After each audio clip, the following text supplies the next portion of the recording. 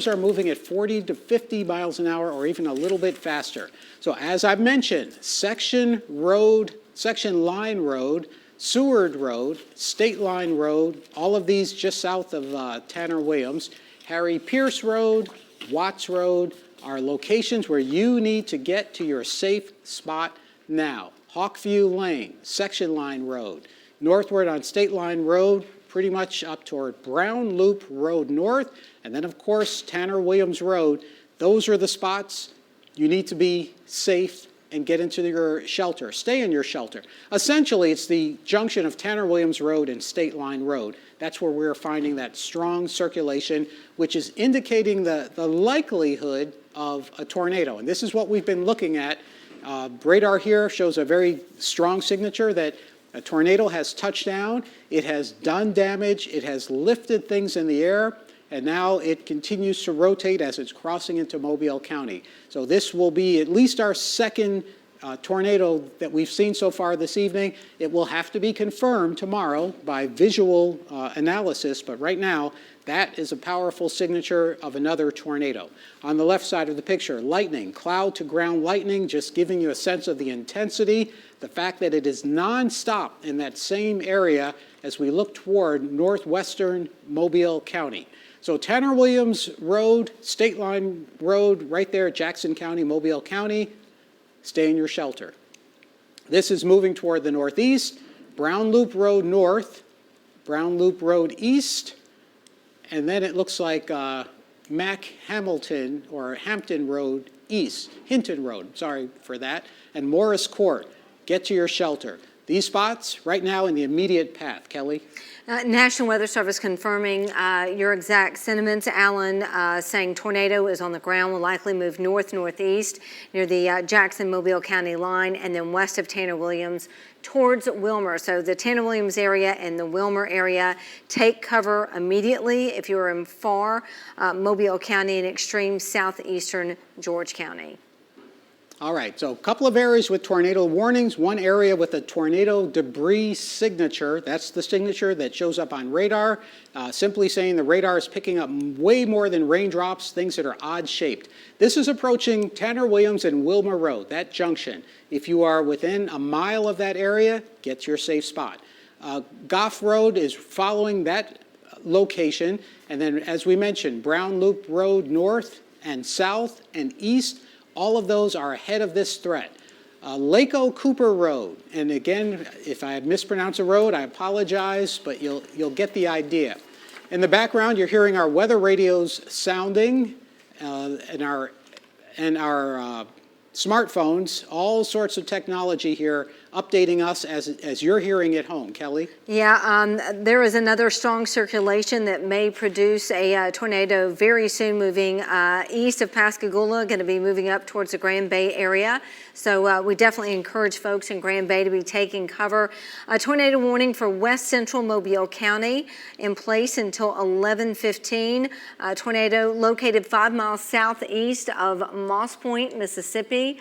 Right now, we'll take you into Moss Point. That area, that severe storm capable of producing a tornado is moving northeast at about 45 miles per hour. And we are going to watch this move near Grand Bay at 10:45, Theodore at 11, Tillman's Corner at 11:05, and then I-10 and I-65 around 11:10. So again, a tornado warning for west central Mobile County.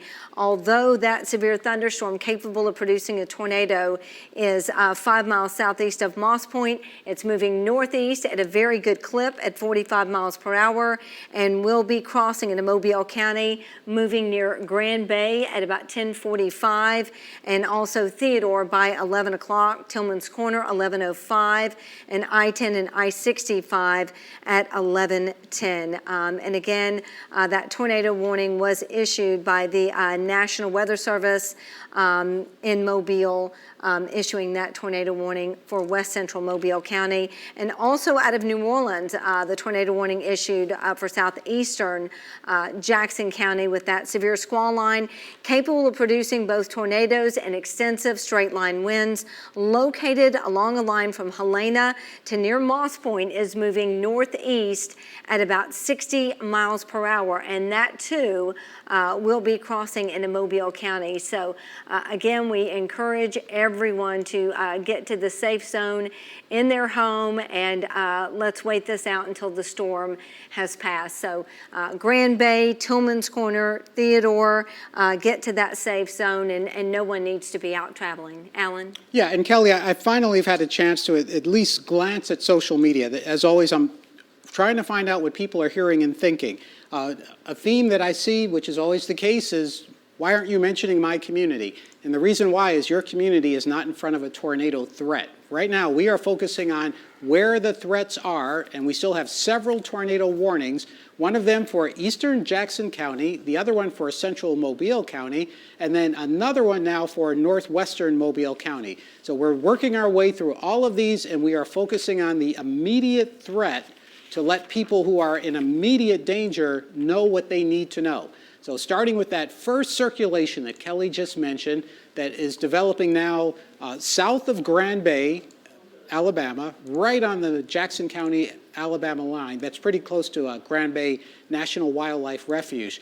This circulation is heading toward Roy Miller Road, Miller Lane in Mobile County, and then toward Grand Bay. So if you're in Grand Bay, get ready, get to your shelter. This one's going to be pretty close to you. We'll put a timing on it, and the timing actually may be a little behind, but it shows you the communities that are in front of it. Orange Grove, Pecan, Misala, Cloverdale, Pinecrest, all of those are ahead of this circulation that's moving out of southeastern Jackson County into southwestern Mobile County. Back to the circulation that produced a strong signature of tornado debris. That one looks for the moment to have weakened a little bit as it continues northward along Howells Ferry, pretty close to Ellen Drive and Goff Road. So if you're in Tanner Williams, you're almost on the tail end of this. But stay in your safe spot just a little bit longer. Don't risk getting out soon if you don't absolutely have to. Let's come back and check our debris signature here. And right now, again, it's not something that you can just immediately say, oh, that looks like so-and-so. This is the pattern we watch, signature, and then all of a sudden it kind of gets a little bit fuzzy. And that's literally interpreting the radar. Something that's really obvious as a tornado debris signature crossing Tanner Williams Road, not quite so obvious what it's doing as it's moving into the pretty close to the radar. Kelly, is that an update? Yes, we also have a severe thunderstorm warning for southern Mobile County, southwestern Baldwin County. Right now, we are tracking severe thunderstorms located in a line from Big Point, Mississippi, all the way down to Petty Boy Island. And these storms are moving east at about 35 miles per hour. And these are also going to be impacting southern Mobile County with wind gusts up to about 70 miles per hour.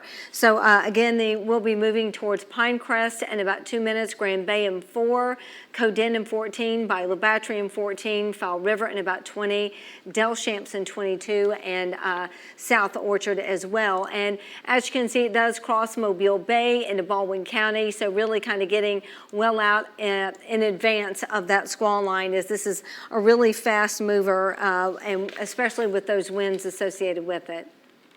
All right, and as I'm reading more social media accounts, people are describing what they're dealing with. Some folks saying that all of a sudden it got really quiet at the University of South Alabama, the weather. And sometimes you'll go from really stormy to a quiet period, and then suddenly you see another big threat of wind coming in behind it. So stay aware. Use your senses to know if something is really odd. And of course, use your hearing to figure out whether there's a threat of stronger thunderstorms. Your ears can sense ear pressure, and when the pressure changes quickly, it tells you there's a threat of an imminent tornado.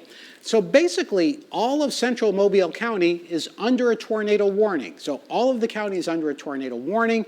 Your cell phone probably has already chimed if you have the wireless alerts enabled. If it hasn't chimed and you're in one of these polygons, you need to check the settings on your phone. So let's again detail where the threat areas are within these multiple overlapping tornado warnings. Right now, the biggest threat is actually closer to Grand Bay. Even though there's a tornado warning all along Highway 98, into Pritchard, Satsuma, Saraland, another tornado warning for Theodore, Dawes, West Mobile, but the main area right now, the immediate threat area, is that which is moving across Miller Lane, Roy Miller Road, just south of Grand Bay, Henderson Camp Road, Turkey Farm Road. These are all spots right now where you've got to get to your shelter. Wheatcroft Road East. Kelly? Also, National Weather Service reporting strengthening circulation developing with that possible tornado. This is just north of Mobile Regional Airport, crossing the Snow Road area. It is set to barrel towards the Sims area in the next 3 minutes. So they are encouraging everyone in the Sims area, as are we, to take cover. We also are tracking a new severe thunderstorm warning that we have in place up in Monroe County, as well as Conecuh County and Escambia County, Alabama. They could be looking at winds up to about 70 miles per hour with the northern part of that squall line. But again, strengthening circulation with a possible tornado north of Mobile Regional Airport, crossing Snow Road, moving towards Sims. Right, lots to keep up with, lots of circulations, lots of potential wind damage. In a moment, we'll show you who's actually in the clear, and Kelly will have the update on the tornado watch. Right now, it is not in the clear if you are in Grand Bay, especially south of Highway 90 in Grand Bay, or Highway 188, I should say, rather. That's the area where between Henderson Camp Road and Highway 188, you're kind of right on the north end of where that strong circulation is. This will continue to move to the northeast. It is going to cross Highway 188 shortly and head toward Pinecrest in about 4 minutes. Through Grand Bay in the next 3 to 4 minutes, followed by St. Elmo in about 8 or 9 minutes, and then Biola Battery in Irvington, all within the threat area of that circulation within a tornado warning. So if your community is listed here, Irvington, 10 minutes, South Orchard, 14 minutes, Meadow Lake, about 14 minutes, you need to start getting ready to get to your safe spot. It's never too early to do it, especially if you're able to hear us, if you have your TV turned up loud, or if you're watching us on social media, or if you're watching us on streaming video. Always remember, especially as we go into hurricane season, if you're not watching us on TV, there's something else between the TV and you. And if Facebook goes down, or if the streaming goes down, that's why you need TV. That's why you need an antenna, even if you have cable or satellite. It's all about being prepared. So very high wind now, still, as Kelly had just mentioned, along Snow Road, Highway 98 between Sims and Bellwood, heading toward Schillinger and Snow Road, will give you a sense of what kind of high winds to expect there. Go ahead, Kelly. Also, National Weather Service reporting 2 strong circulations with possible developing tornadoes moving both across the west side and east side of Sims. And now they, just this moment, update a confirmed tornado moving into Sims. Go ahead and you can do that on your computer. Okay. Right now they are, let's see, and I'm getting a new report from the, an update from the National Weather Service right now of a tornado warning for Mobile and now Baldwin County until 11:30 tonight. Severe thunderstorm capable of producing a tornado located over the Grand Bay area. And it is moving northeast at 50 miles per hour. Please get to your safe place now. Again, a tornado warning is in effect until 11:30 for southern Mobile County and west central Baldwin County. Possible tornado over Grand Bay, moving northeast right now at 50 miles per hour. And we will go ahead and track that for you. So as you can see, we are tracking multiple tornado warnings as we speak, and I'm sure you at home are getting emergency alerts. All of our phones are on silent, but when tornado warnings are issued, a lot of times it does supersede that. So there's a look right now at the tornado warning that we have in place. Again, over the Grand Bay area, it is moving right now towards the north and east at 50 miles per hour. So we'll go ahead and put a timeline on this and show you exactly where it's headed.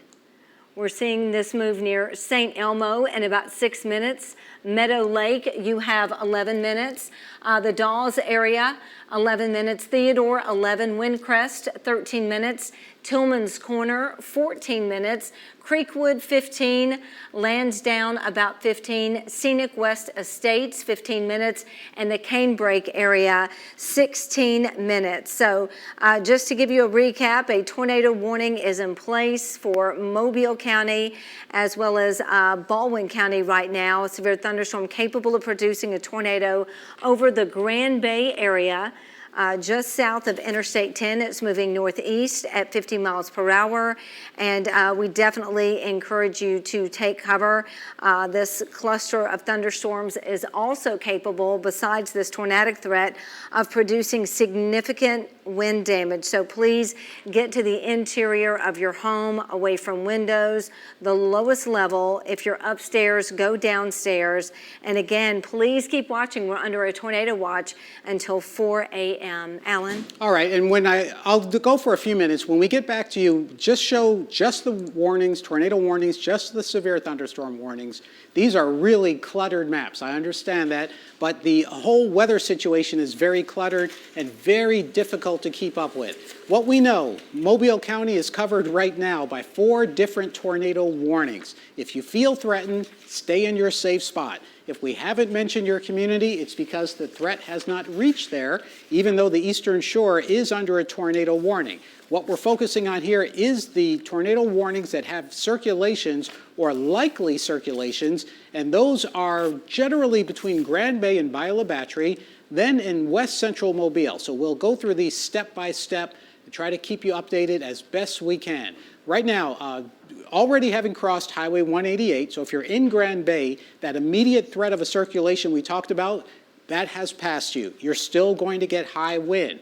That area that we were talking about, the circulation that crossed from Jackson County into Mobile County, that circulation is now over Beverly Road between 2 Mile Road and Tom Waller Road. So in other words, close to Argyle Road, Beverly Road, and then 1 Mile Road. That's the spot right now where you've got to get to your safe place. Up to Half Mile Road, we're basically talking just south of St. Elmo on Beverly Road, Argyle Road. That's where our circulation is right now. It continues to move to the northeast, and that means 16th Street and Magnolia Road, Gibson Road. These are spots that are right ahead of it, and that includes the smaller streets like Success, Pecan, Seedling, Farnell. All of those locations, if you just heard your name, get to your shelter. The circulation is approaching. It may pass directly over your house. It may do additional damage. Forest Glen Court, Hampton Road, Lee Circle, and Grand Forest Drive are all spots right now ahead of where this threat is. We'll check our debris tracker going back the last 30 minutes, and we're not seeing a strong signature. We're seeing a weak signature crossing Beverly Road, but still that's where our immediate threat area is for that particular storm. Even without the threat of a circulation, the winds, the straight winds that will come out of this severe thunderstorm could still be pretty high, 60, 70, 80 miles an hour. That's why you need to stay in your safe spot. Back to the bigger picture. Tornado warnings, this is the focus right now, even though there are severe thunderstorm warnings elsewhere. If you are across southern Mississippi, your severe weather threat is just about done. It's along this line and to the east of the line where you've got to stay on your toes and still be prepared. We'll go back to northern Mobile County and check things out, each location. We're seeing high winds, but not a strong sign of circulation. Gulf Crest, Chunchula, stay in your safe spot. Same thing in Georgetown.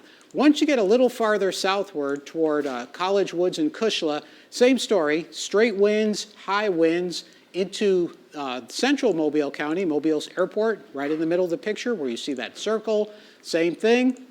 For those of us here at NBC 15, when I speak to kids, they often ask me, well, what do you do when you have a tornado threat at the station? We have our spot ready. I have mine ready. So right now, we're not in an immediate threat here at NBC 15, but we also are watching as you must be, you and your family. Still, Irvington, that's the area right now where we're seeing a little bit of a circulation. Irvington, 15th Street toward Gulf Boulevard, Gibson Road rather, stay in your safe spot based on the possibility of a circulation there. It's not as strong of a signature as what we had seen not too long ago, but it is still strong enough. That tornado warning covers DIP all the way down to Faustinus, which includes Bailey's Corner, Bell Fountain, Fowl River, Dog River. It crosses the river delta, Mobile Bay, so the eastern shore from Battles Wharf northward to Montrose, Daphne, Lake Forest, Fairhope. You still are way ahead of it in terms of time, but it is something you have to start halfway planning for. Here's a projection of that circulation that I just mentioned, how it's moving. In about 6 minutes, St. Elmo, Irvington in about 7 minutes. Meadow Lake and also Theodore, you've got about 12 minutes before that circulation gets to you. Hopefully it'll weaken, it may strengthen, that's why I'm giving you the times. And then places like Tillman's Corner in about 15 minutes, and eventually Lansdowne and Bell Fountain. All of those are ahead of the circulation. Radar now showing a little more signature of rotation. This is what it constantly does. It's using math to figure out how things are moving, which way they're moving, and that's what we're finding. Still, Gibson Road, Forest Glen Drive, Grand Forest Drive, Williamsburg Court, Hampton Road. All of those spots that are along Paget Switch, those are where you need to be in your safe spot for this circulation moving now through Mobile County on a path that's going to take it across Dog River. So if you're on Dog River, around Dog River, get ready to get to your safe spot. It'll cross Hamilton Boulevard and then Bellingrath Road pretty shortly, and Range Line Road north of Laurendine, pretty close to the Degussa plant on Degussa Road. Those are all spots ahead of this next circulation. Get to your safe spot. As we look at the big picture across at least Mobile County, that is, fortunately for the moment, that's the only circulation I see. And Kelly, if you see any others, let me know. But that's the only one that is really obvious. As I mentioned, across southeastern Mississippi, your severe weather threat is gone down dramatically. You're just about done, so your watch will be canceled. In fact, Kelly, is there an update on the watches yet for southern Mississippi? There is not an update on the watches yet at this point. Now, the National Weather Service in Mobile is canceling the tornado warning as we speak for northwestern Mobile and eastern George counties. So that tornado warning has been canceled. The tornado watch does continue, though, until 4 a.m. for southwestern Alabama and southeastern Mississippi, although when we take a look at the radar, you can see that it does look like the storms have exited Greene County, George County, and much of Jackson County, but you can see southern Jackson County still getting hit pretty hard. The southern zones near Chevron Refinery, near Ingalls Shipbuilding, and now beginning to move over into the western edge of Dauphin Island, where they are under a severe thunderstorm warning. Dauphin Island is until around 11:30, and they'll have to watch for damaging wind gusts up to 70 miles per hour, so no one needs to be traveling over the Dauphin Island Bridge. But the tornado warning does continue for southern Mobile County until 11:30 as these storms rapidly race towards the east. So again, Alan, you've been watching the squall line all day, and now right along that squall line, we are seeing those embedded rotating storms. It's obviously here at NBC 15, literally.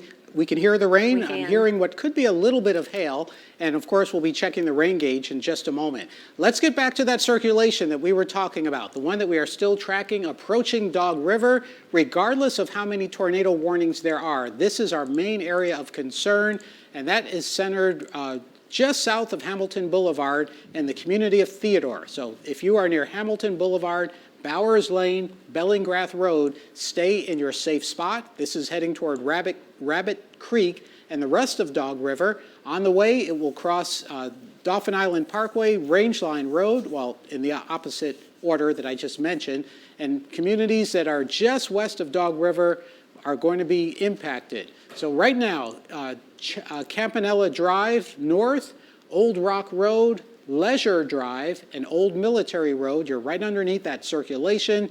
We will check, as we constantly do, for the possibility that something has been hit. Radar does not show a debris signature, which is good. We don't really want to see a debris signature, but radar is still showing a strong circulation there. Yeah, and Alan, the National Weather Service, stating your same sentiments that the circulation is intensifying and that the area they're watching is east of Irvington, south of Theodore, and Interstate 10. So if you know anybody that is going to be traveling or going to be on the interstate or local highways, you need to let them know to stay put, that this circulation could produce a tornado at any time as this moves through the Theodore area, as Alan has been tracking. Yeah, and a couple of, as we go along, I want to communicate what people are saying to us. One person pointed out something that we go through. They're saying, I've never heard of these roads. Well, neither have we. Not until you zoom into the radar do you realize how many people potentially can be impacted by active weather. And of course, those are the roads where the threat is, and that's where we're going to go right back right now. Multiple tornado warnings in Mobile County, but the one threat area, more so than anywhere else, which is why we are talking about it, has rapidly now moved, and this is just now moving over Dog River. So Rangeline Road, right where it goes over Rabbit Creek, that's where your circulation is. If you're on Todd Acres, Morning Drive South, Abigail Drive, Old Rangeline Road, you are pretty much under that circulation, and that includes Court Drive, Dawson Road, Dog River Road, and all of these roads that surround the multiple branches of Dog River. Stay in your safe spot. This circulation will continue to head toward Sherwood. It will, once it crosses the river, Scenic Drive, Arc Drive, Higgins Road, Clubhouse Road, Lost River Road. Anywhere, if you are within a half mile of Dog River, stay in your safe spot. This storm, this circulation continues to move across that area. One other really interesting comment that someone made, they said, well, we didn't used to have these many storms when we were kids. Well, you know what it was? We didn't have this technology when we were kids. You had just as many storms, but you didn't know about them. Now we see them coming, we talk about it for days, and then when it happens, technology lets us track them better than ever before, but unfortunately not perfectly. I don't think it will ever be perfect. But this, of course, gives you heads up that if you're on Dog River right now, you need to be in your safe spot. I will back up and say that if you are in Theodore, the threat is diminishing. If you're in Irvington, the threat is over. If you're in Grand Bay, the threat is over for now. Where you see that sharp boundary of the green and the red, that's the leading edge of that high wind gust that's about to impact all of Dauphin Island Parkway, almost down to Dauphin Island. The circulation as it crosses Dog River, big update there. It gives you a sense of how fast it's moving. So it's now along Dog River Road, River Trace, rather, and then communities and streets that will be a little more to the east of that. Scenic Drive, Arc Road, Lost River Road. This looks like Crabtree, Charlotte Street, rather, and then Alba Club Road. You all are now ahead of a circulation that appears, this seems to be moving about 50 miles an hour, Kelly. It does, and by the way, we are seeing the watches getting peeled back. Greene County, Mississippi, no longer under a tornado watch right now. Lucedale, Mississippi, the tornado watch is over, and Washington County, and that's going to be the trend from west to east as that squall line moves through. On the back edge of it, we will begin to see those watches get peeled back. But again, Jackson County is still under a tornado watch, so is Mobile County, Mobile Bay, our coastal waters, and you can see Baldwin County, all of our Florida Panhandle counties, and then the northeast corner of our viewing area in zones up I-65. And the winds are really going to begin to pick up as well in the wake of this system as well. So very fast out ahead of it and fast as well on the back side of it. So again, we continue to monitor all things on the radar right now, and National Weather Service letting us know at this point tonight, as Alan has been saying, tornado possibly on the ground crossing the Dog River north of the Dog River Bridge, and will cross the DIP in the next minute. So please take cover if you live on Dolphin Island Parkway. We want you to be in that safe zone of your home. So again, we're also hearing reports that power is out on Hollinger's Island. So again, whether you're under a tornado warning or a severe thunderstorm warning, we are dealing with extremely fast wind. So again, we are expecting more power outages throughout the night. Alan? Fast wind and also fast storms and fast changes. This is all about trying to keep up. So right now we're zoomed into just east of Scenic Drive, just north of Dog River. When the radar updates in just a moment, you're going to see that green and red area jump a lot because the radar is updating about every 2 minutes, and this is moving about 50 miles an hour. What that means is by now it's just about to cross near Hannon Road. Kelly? Alan, exactly where you are right now on the radar, very close to it. National Weather Service letting us know that this tornado is going to approach Mobile Airport at Brookley Field in the next 3 to 5 minutes. So if you were at that airport, they're definitely encourage you to take cover now. All right. Also, formerly Brookley Field, now Mobile's downtown airport. And either way, that's where this is going. Mobile Aeroplex, you see it right there on the map. We'll come back and data, big jump there. So again, crossing pretty close to the airport. Sounds like, is that an update on a tornado warning, Kelly, or new? Well, the National Weather Service has issued a tornado warning for northeastern Mobile County right now and northwestern Baldwin County, and this is going to go all the way until 11:45 tonight. A tornado producing storm located over the Satsuma area, and it is moving northeast right now at 40 miles per hour. So again, please keep in mind that we want you to be in the safe zone of your home. If you live in the Satsuma area, we are expecting this tornadic storm to be near Axis at 11:15, I-65 and Highway 225 around 11:25, and the Stockton area around 11:30. Again, this storm is moving towards the north and east at 40 miles per hour.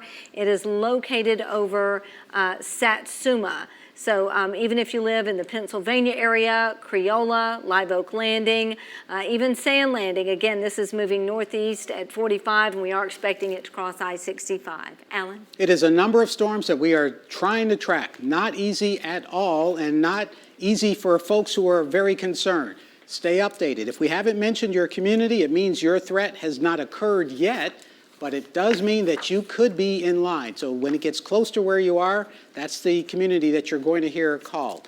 Multiple tornado warnings continue. All of them are centered over the city of Mobile, and they extend out in every direction by about 30 miles. That goes into Baldwin County. It includes Bay Minette on the newest tornado warning, and that one goes until 11:45.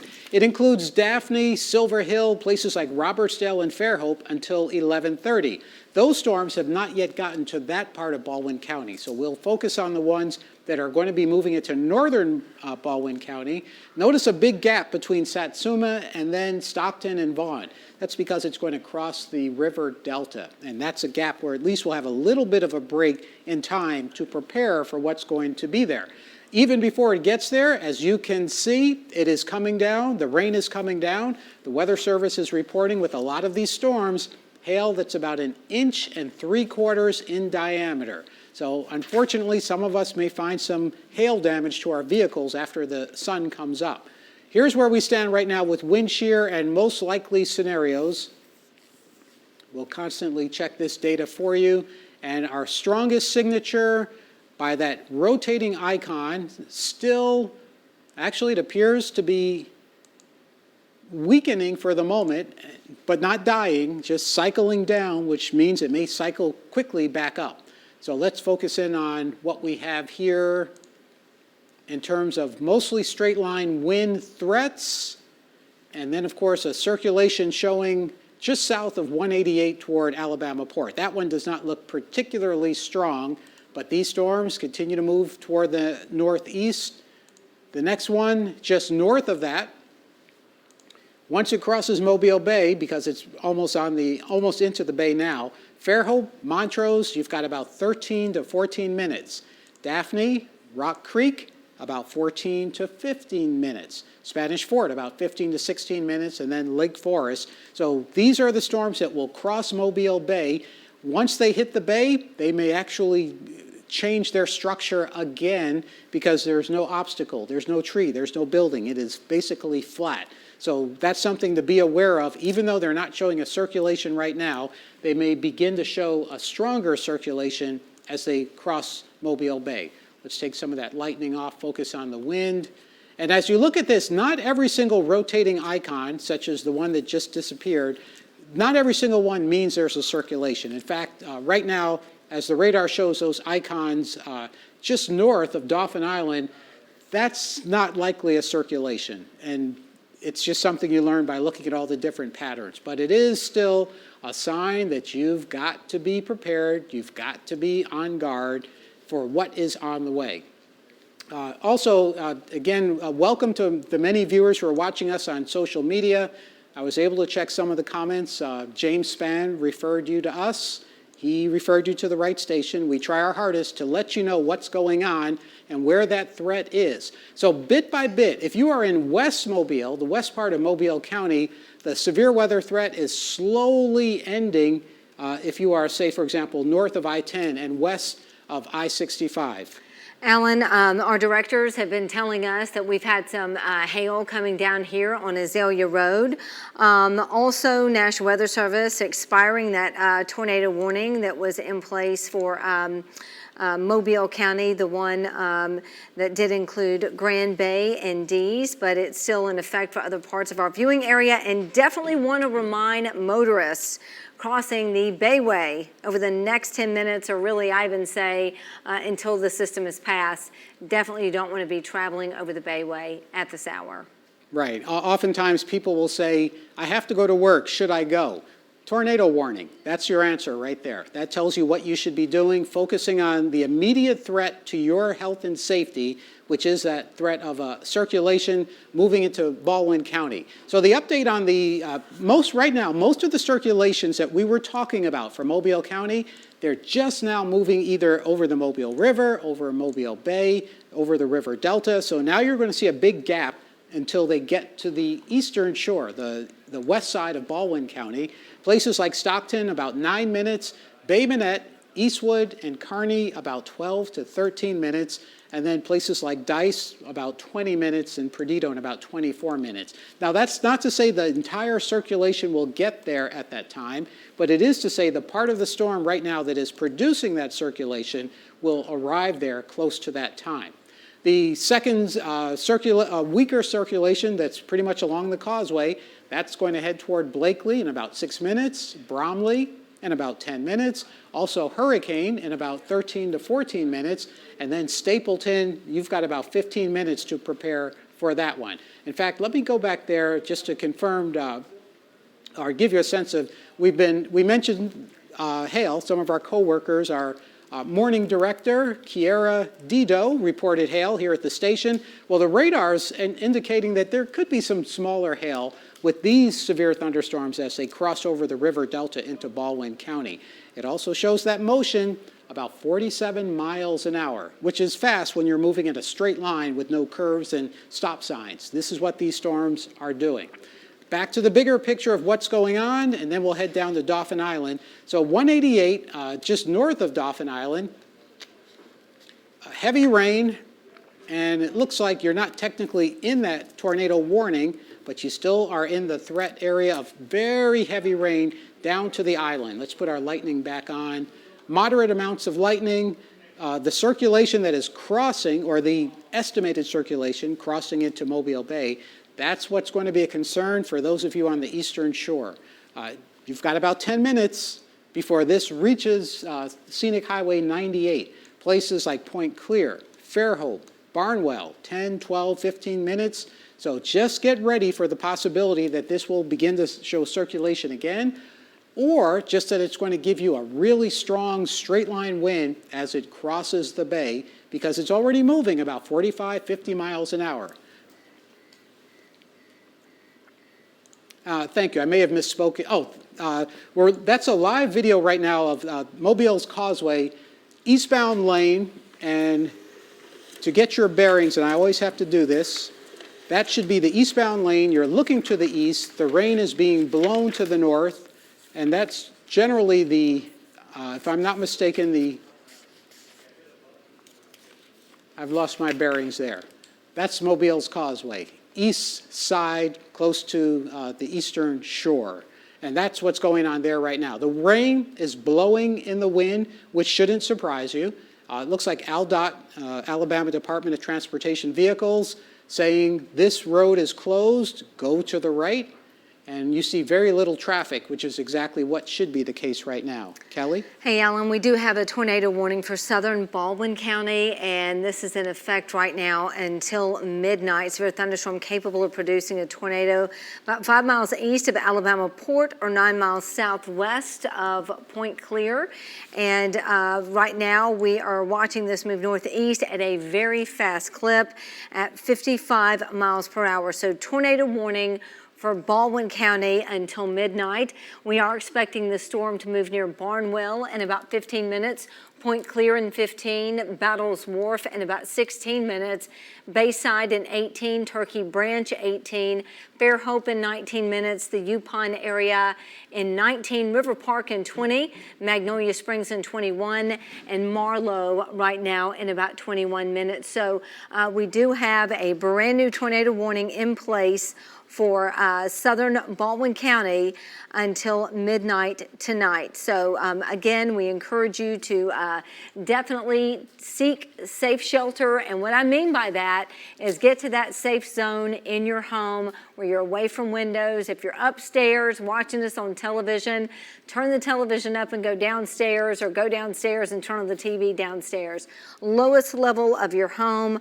Avoid windows. If you have an open floor plan, head to a bathroom and just stay there until the storm passes. Again, we expect this to be near the Point Clear area around 11:20. So you do have a few minutes there. Fairhope, Magnolia Springs around 11:25. Foley, Robertsdale, Loxley, Summerdale, and Silver Hill around 11:35. So again, tornadoes are always very dangerous at night, catching us at a vulnerable time, and we want you to continue to stay up to date to changing weather conditions, because Baldwin County, Mobile County, we're all under a tornado watch until 4 a.m. There's only been a few counties that we have seen this expire from, and I'll show you that momentarily. But again, tornado warning for southern Baldwin County until midnight. The storm located 5 miles east of Alabama Port, 9 miles southwest of Point Clear. It is moving northeast at 55 miles per hour. So please get to the safe zone of your home. I'm going to go ahead and toss it over to Chief Meteorologist Alan Seals, and he's going to bring you up to date on this brand new tornado warning for Baldwin County. Yeah, and before we get to that, we have some video from Flowerwood Road to give you a sense again from the Alabama Department of Transportation of what the situation is. When you look at that, what you don't see is swaying trees, which is a good thing. Kelly, my microphone just died, so continue for a moment if you would. Yes, I definitely will continue. Yes, besides the tornado threat, we are dealing with very fast winds. If we can go ahead right now and show you links too. Besides the tornado warnings, we are also dealing with numerous severe thunderstorm warnings right now. Here's a look at the tornado warnings that are currently in place. Tornado warning for Baldwin County until 11:45. We have another tornado warning. That one is in place until 11:30 for Mobile and for Baldwin County. And then a brand new one that I've been talking about for Baldwin County, southern Baldwin County, until midnight. So we have 3 active tornado warnings, and it's all due to rotation right along that squall line, embedded in that squall line that is moving eastbound at a very fast clip.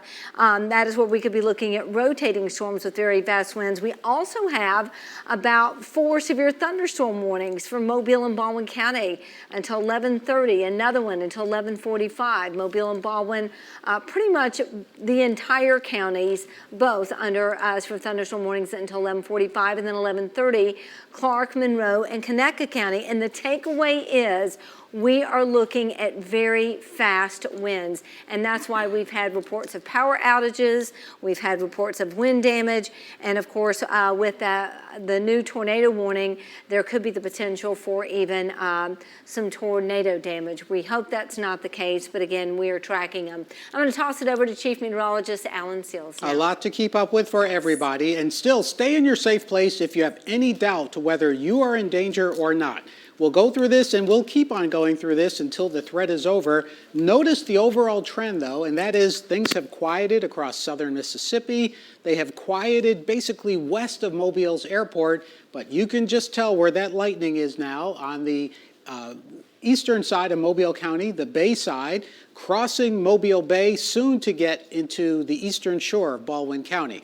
There's a Flowerwood Road, and that is an Alabama Department of Transportation camera, and you clearly see nonstop lightning, but at least not extreme wind. You also see very little traffic, which is the way things should be when you're under a tornado watch and certainly under a tornado warning. So multiple tornado warnings. Let's step through these one by one. We'll remove the lightning, remove all the extra information to give you a better sense of how things are moving and how they are progressing. So again, the radar helps us. It gives us good information. It tells us where the most likely threat areas are. And I'm only focusing on tornado warnings, not the severe thunderstorm warnings, which I will show you in just a moment. But tornado warnings basically cover all of Baldwin County north of Highway 98. So with the exception of Little River and along the river, Baldwin County, south of Little River, all the way to Foley, Highway 98, multiple overlapping tornado warnings. So we'll take these one by one and we'll look at the threat. We will look to see if we are seeing the rotation that could lead to a quick spin up. Over Stockton, right now it's not a tight signature, but still very high winds that will be crossing right over Highway 59. The Stockton community, close to Rice Creek Landing, those are spots right now where you can expect straight line winds that can get down to the ground over 70 miles per hour. Straight line wind at 70 miles an hour, that's what will be crossing pretty much the junction of 59 and 225 right in Stockton. That's one location there. South of that, as you move toward White House Forks, Bromley, Highway 225, nothing too unusual there. And actually, for the moment, this is positive. We're not seeing any real strong rotation along Scenic Highway 98, but we are still seeing some rotation. Now, here's a problem area just south of Point Clear. This is where along County Road 1, Scenic Highway 98, where it turns off to the east and joins County Road 1. If you're south of Point Clear, stay in your safe spot. This one is the next potential trouble area, and that includes any place south of County Road 32 toward Greeno Road, basically well south of Fairhope. Also some smaller streets like Monk Road, Wagoner Road, and also Polo Club Road along County Road 3, also Falcon Boulevard. So that's where we're seeing a strong rotation offshore in Mobile Bay that will be crossing Scenic Highway 98 right at the junction of County Road 1. Farther south toward Fort Morgan, for the moment, you're not under the warning, and I don't see a strong circulation there. So we still, as I mentioned, multiple tornado warnings. Northern Baldwin County until 11:45 this evening. Central Baldwin County, basically Daphne, Spanish Fort, yours goes until 11:30. And then the southern, not totally southern, but the southern portion of Baldwin County, your tornado warning goes until 12 a.m. Each of those a threat area, each of those something to stay updated with. We'll go back to that spot near Point Clear. Circulation is increasing here, so this is our big concern.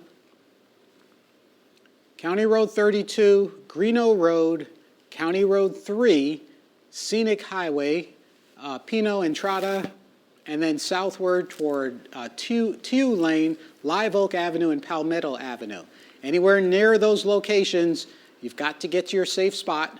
This is a storm that's crossing Mobile Bay on the way to you and on the way to potentially produce high damaging wind, separate from the straight line wind that you are dealing with. We'll go back to the big picture and just move this in the last 30 minutes. Once again, southern Mississippi, your severe weather threat is over. That's it. Washington County, you're almost done, with the exception of, say, Calvert and Mount Vernon. You still could see some strong storms there. The western half of Mobile County, as you head toward Tanner Williams, Big Creek Lake, Grand Bay, your severe weather threat is over. But the threat remains exactly where you see it, which is that band of very heavy rain, and that same band of rain within it, that's where the threat of rotation is going to be. I just checked our rain gauge here at NBC 15, and in a very short period, we're almost up to an inch of rain. So that's going to be an average that you will likely see in the near future. Northern Baldwin County, all along Highway 59 to Bay Minette, it's coming down steadily, but what we're not seeing is a strong circulation. Yes, you have weak circulation, but we're not seeing something that's imminently a tornado threat. Although near Stockton, still very strong wind between Stockton and Vaughan, Highway 59 toward Maytower Road, that's a spot to be safe in. National Weather Service definitely wants folks on the southeast side, as do we, of Fairhope, that strong circulation will approach that area of Fairhope, the southeast side. It is moving northeast from Point Clear in the next 5 to 10 minutes, so they want everyone in the Fairhope area, especially on the southeast side, to be taking cover. So also strong circulation moving onto land at Point Clear right now, saying tornado is possible. And a brand new severe thunderstorm warning has just been issued for southern Baldwin County, south central Escambia County, Florida as well. That is going to go until 12:30 tonight with this brand new severe thunderstorm warning. Severe thunderstorm located along a line from near Stapleton to Point Clear to Fort Morgan, and that is moving east at about 40 miles per hour. And the biggest hazard is going to be winds gusting up to 70 miles per hour. So wind is a real big threat tonight. If you have that graphic quickly, just show the severe thunderstorm warnings and then show the tornado warnings. Yeah, here's a look at the severe thunderstorm warnings, and here it is with radar associated with it, with the severe thunderstorm warning. So for the new one, that is going to go into effect until 12:30 tonight for that tornado warning, severe thunderstorm warning for Baldwin and Escambia County, Florida. And again, that line is moving east at about 40 miles per hour right now. So again, that is going to be moving over towards Foley and ultimately Pensacola, Ferry Pass, and Gulf Breeze. All right, and we'll get back to you in just a moment, Kelly. Again, show the warnings without the radar, but for right now, back to Point Clear, Fairhope area.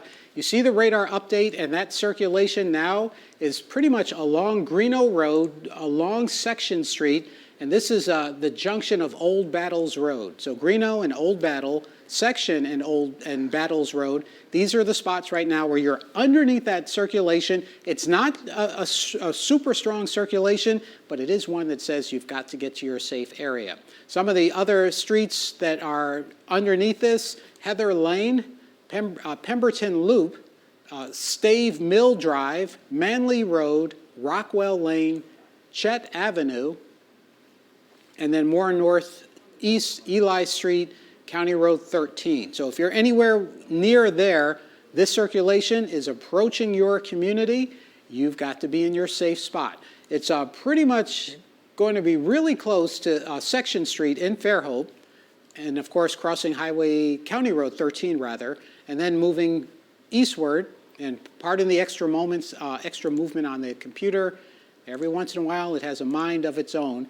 Bay Meadows Avenue, Thompson Hall Road, those are all locations where this circulation is approaching. And is that the watches being updated, Kelly, or additional information? This is additional information about the severe thunderstorm warnings that are now in place, and that does include some inland zones of our viewing area right now. We are looking at severe thunderstorm warnings that are in place for Baldwin County, Escambia County, Alabama, Mobile, and Escambia County, Florida until 11:45 tonight.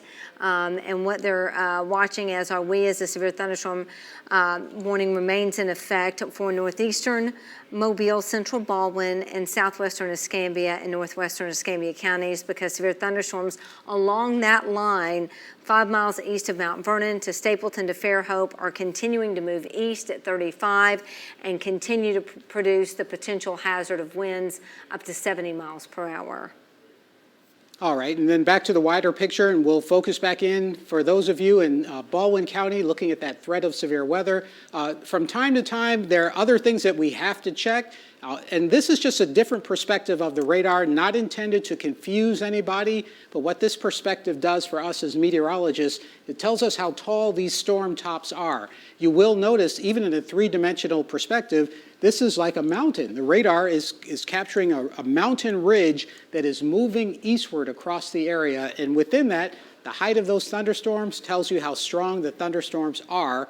And that's how we're getting a sense also of how powerful the threat of severe weather may be. Multiple tornado warnings, one area of rotation that we're really keying in on as it moves along the eastern shore. And as we'll set that up, and you know that this time last Tuesday, there was a tornado that moved from Summerdale to Robertsdale. There's Loxley on Highway 59. Rain's coming down heavily. There is, of course, a lot of lightning, and that's a live video image of the lightning just now moving into Loxley, which, of course, is going to be heavy rain momentarily. Loxley is also in a tornado warning, as is much of central Baldwin County. And that looks like truckers try to keep on trucking, but not a good idea when you have a 60, 70-mile wind that could easily hit the side of that truck and flip it over. That's always our concern with mobile homes. Okay, so back to our circulation. Looks like a second one just southwest of Weeks Bay, still over Mobile Bay. But the main one that we were tracking, let's see if it even shows up anymore here. These will come in, they will go out.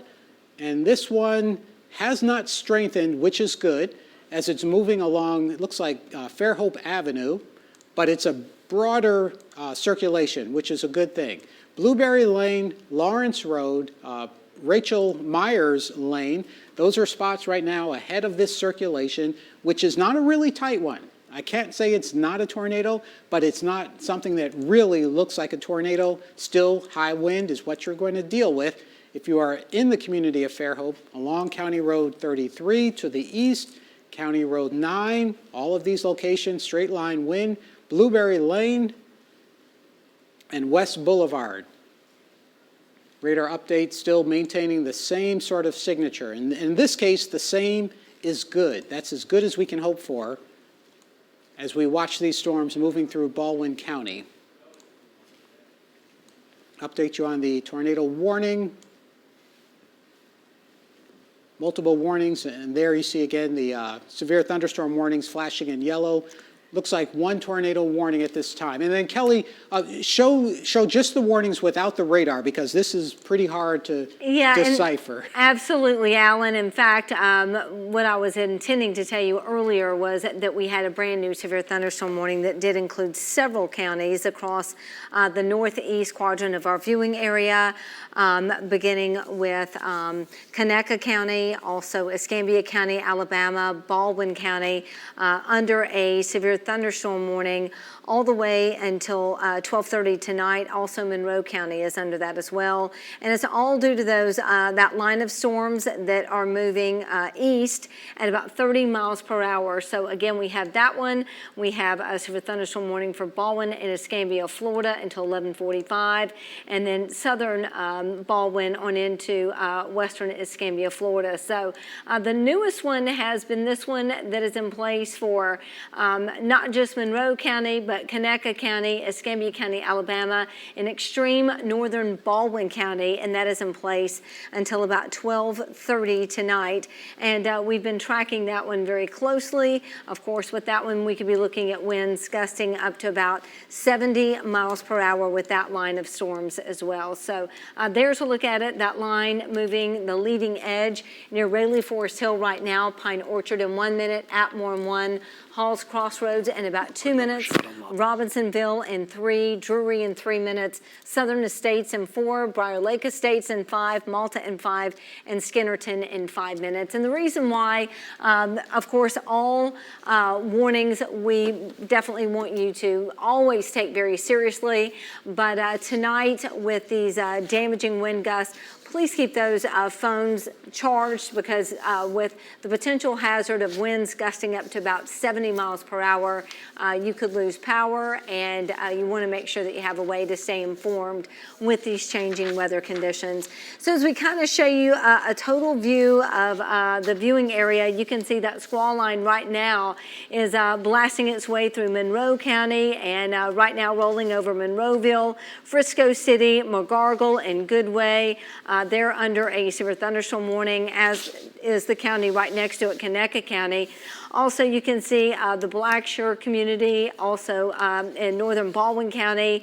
The thunderstorms are now beginning to exit Bay Minette, beginning to advance towards Atmore. And right now, that squall line is pretty much cutting through all of Baldwin County, beginning in Blackshear, kind of wrapping its way down towards Loxley, Fairhope, and then kind of extending out into Oyster Bay, and then the southern tip of Mobile Bay. And right now, the tail end of it is crossing over the Dauphin Island area. And again, it's that southern tip of this squall line is where we continue to have that tornado warning for Baldwin County until about midnight. So again, with this squall line, we will continue to watch it, of course, every step of the way, because the biggest threat we are expecting is wind, either from tornadoes or damaging wind gusts. And we want you to remain watchful for changing weather conditions. Take a look at how hard it is raining outside and the flashes of lightning. Also, when you hear that rumble of thunder, I know a lot of times people leave things in their car, they leave something outside, they want to make a mad dash and grab something. Let it get wet, it doesn't matter. If you hear thunder, you are within striking distance. So now is not the time that you want to be going out there. Watches remain in place. Mobile County, Baldwin County, Florida Panhandle counties, up the I-65 corridor through Escambia County, Alabama, Conecuh County, Monroe, and Clark County, still under a tornado watch. We are expecting in time, it shouldn't be too much longer, we should see that tornado watch getting peeled back for Mobile County as well as Clark County. So we will keep you up to date there. Also, keep in mind as we kind of step you through the forecast with the forecast tracker, as we head towards around midnight, we are expecting that line of storms to begin to continue to advance over Baldwin County, moving over Pensacola and Milton at 2 a.m., and then raking over Fort Walton Beach and Crestview as we head towards 3 a.m. And then you can see by around 4:30, we should be done with this squall line, and we will begin to see improving conditions. So tornado warning, we have one in place for our viewing area. It is until midnight, and it does include Baldwin County. And you know what to do if your neighborhood is under a tornado warning. Get to the centermost portion of your home, away from windows. If you're upstairs, go downstairs, and make sure you're in an area surrounded by walls, away from the outdoor environment, away from windows, and just stay there until the warning is passed. You can, bring your cell phone with you to stay up to date. Just stay in that safe zone of your home. Get the rest of the family, the kids, wake everybody up, and let them know it's time to kind of get in place until the warning has passed. All right, here's another look right now at that squall line. Again, we continue to track that tornado warning that is in place for Baldwin County. And as you can see, it's going to remain in place all the way until midnight. So we do have about 25 more minutes. Elsewhere, we continue to track severe thunderstorm warnings. Chief Meteorologist Alan Seals is going to be taking over the radar right now, and I'm going to hand the baton to him. Alan? Yeah, you're looking at a live view again in central Baldwin County. That is the lightning. In the last 20, 30 minutes, what's positive in the big picture is there are fewer tornado warnings, but still there are tornado warnings. Study that picture. Look at the rain moving in the wind. The trees are swaying. And that, of course, is a sign of strong wind and heavy rain. Here at NBC 15, we picked up almost an inch of rain so far, but notice for us, at least that rain has moved out. In the bigger picture of this entire line of active weather, parts of it, as I've been mentioning for much of the evening, parts of it move at different speeds. The parts that move forward very quickly literally bow forward, and when they bow forward, you tend to get a much stronger straight line wind, and that's what we're seeing in parts of the NBC 15 area. The threat of severe weather, it's basically done for Washington County, with the exception of Dauphin Island. It's pretty much done. If once you get past the next 30 minutes or so, the heavy rain that's falling now. And now, of course, the threat area is where you see all the lightning and the flashing boxes. The yellow boxes, severe thunderstorm warnings, which cover eastern Monroe County, almost all of Conecuh County, northwestern Escambia County, Alabama, northern Baldwin County. All of those locations, severe thunderstorm warning. These thunderstorms will be a little stronger than our typical severe thunderstorms, which would have wind of, say, 60 miles an hour. These could be 70 or 80 miles an hour. Crossing the Perdido River from Perdido and Dice southward, the very heavy rain that just moved out of Bay Minette, that's on its way toward Pineville, Walnut Hill, and northern Escambia County, Florida. So Bay Minette, you're getting a decent break. It looks like your threat is ending very quickly. More southward toward Gateswood, Loxley, places along Interstate 10 in Baldwin County. That's where our big lightning is. The threat of severe weather quickly lowering in Spanish Fort, Lake Forest, and Daphne. That's a good thing. But we're still dealing with this potential tornado threat right in central Baldwin County. I know it's a really unsettling feeling having gone through a tornado just very recently in Summerdale and Robertsdale, but that's our location right now where we will focus in a little bit more.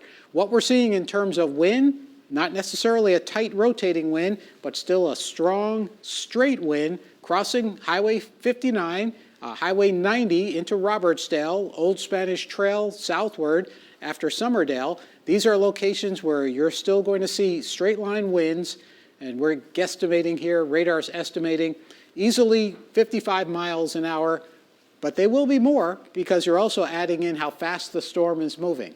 So that's what our tornado warning situation is there right now.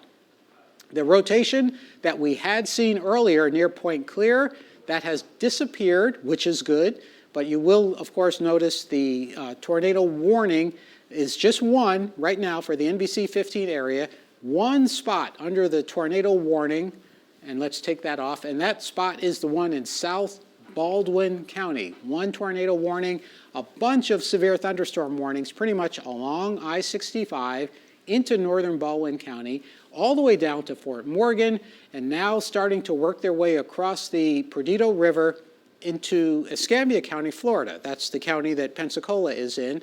The severe weather will continue there, and that part of our area is under a severe thunderstorm warning. Lightning continues to be a threat, and the threat of that lightning, never underestimate it. You can't do much to your home, but you can do much to yourself, and that is stay inside. Don't even think about getting out if you are ahead of this storm system. Specifically with our tornado warning, let's get some motion on this. Pretty rapidly, in fact, what's good here is the radar can't find a tight circulation to even estimate the motion, which is a good thing. That's what we want. We don't want it to be something that's really clear and obvious. Behind me, you're seeing the live video coming out of Baldwin County of the strong wind blowing the rain, and right now, weak circulation near Robertsdale. At the rate it's going, Rosenton, in about 5 minutes, that circulation will be upon you. Gateswood, you've got about 12, 13 minutes. Barredo Park, about 24 minutes. And Bay Springs, about 25 minutes before it gets to you. This is the bigger picture of what we are dealing with. I'm going to take a lot of this extra information off for the moment, and then I'm actually going to switch positions and go over to my other weather computer. While I do this, we can take the video from Loxley or any of the other locations, take that full, and I'll be stepping to the second computer just to take a different angle of what's happening here. Again, we're continuing our coverage. NBC 15 coming up on quarter to midnight. of a very active weather situation, one that has produced severe weather across our area. Storm damage reports that came in earlier from Greene County, Mississippi, and that included reports of a likely tornado close to McLean. I'll circle that for you so you can get a sense of where that was. That, of course, was in southwestern Greene County, Mississippi earlier. Tornado damage reported near McLean. And now as we look in that part of the area, things are nice and quiet, relatively nice and quiet. In the big picture, though, we still have that tornado threat. And the tornado threat area includes Baldwin County, mostly central Baldwin County. And that threat continues to move toward the northeast. On the radar, so you look at the signature, and if you kind of trace how the bright colors curl back around, there's still a broad circulation crossing Highway 59 and circling back to Loxley. Not the tight circulation of a tornado, but circulation that shows that there could be a severe thunderstorm continuing in that location, also now still moving toward the northeast. Severe thunderstorm warnings continue around that area. And I'll highlight just the warnings that we have right now to make things a little more clear. Only 2 locations with tornado warnings, one of them in the NBC 15 area, and that goes until midnight. Tornado warning for central Baldwin County along Highway 59, just south of Interstate 10. And then we have the threat of severe thunderstorm warnings. The one for Monroe County, that goes until 12:30, which also includes Connecticut County, Northwestern, Escambia County, Alabama. Baldwin County, all the county basically is under a severe thunderstorm warning. The northern part until 11:45, just another minute from now. The southern part continues with a severe thunderstorm warning until 12:30. Now, those of you who've already had the most active weather move through, you know that your winds have calmed down considerably, and that's a good thing.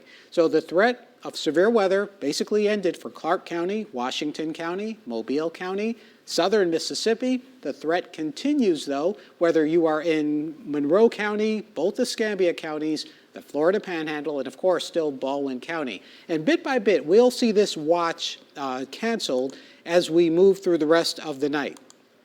Still, remember the safety rules if it hasn't gotten to you yet. Middle part of your home, away from the outside walls and windows. Get as many walls between you and the outside as possible. If you're in a condo, for example, newer condos are built very strong, and tall condos are built strong for hurricanes. So it's the same rule. Middle part of the home, the structure, away from the outside walls and windows, and that's where you're going to be at the least risk of injury or concern, for that matter. So back to Baldwin County, that tornado warning that continues. The threat of that storm continues now to cross I-10, a part of Baldwin County where there's not a high population. Ahead of it are communities east of the Perdido River, which are in Escambia County, Florida. Barano Park, Muskogee, Bay Springs, Cantonment, all of those in about the next 20 minutes or so. And as we check radar and check for circulation, we're not seeing a very tight circulation. We're seeing just a broad area of what's likely to be very high wind of 40, 50, easily that many miles per hour, 40, 50 miles an hour. For the moment, the overall trend is actually really positive, and that trend is the storm is not strengthening, it is not cycling up. If anything, it is cycling down. And as it does so, bit by bit, I'm looking at the data. The wind advisories are slowly being canceled where the storms have passed. You look at the wider picture going into northern Alabama, and we're finding a bunch of severe thunderstorm warnings pretty much right in the middle part of the state, all moving eastward. The one thing we don't have, which is something we don't want to have this time of any day, is heat from the sun, and that's sort of helping. It's not totally doing it, but it is sort of helping these storms not to grow too fast. But at any time, all of a sudden, they can amplify.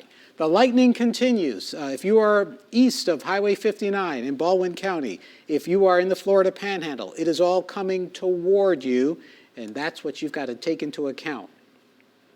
Multiple severe thunderstorm warnings, one tornado warning, a lot of lightning. We'll go back to Dauphin Island for a moment, as you're not technically under any warnings, but you still do have a lot of lightning. Heavy rain continues there. This is just a part of the area where, as always, everyone is on edge tonight because of the active weather. Just to let you know that there's nothing imminent approaching across Fort Morgan.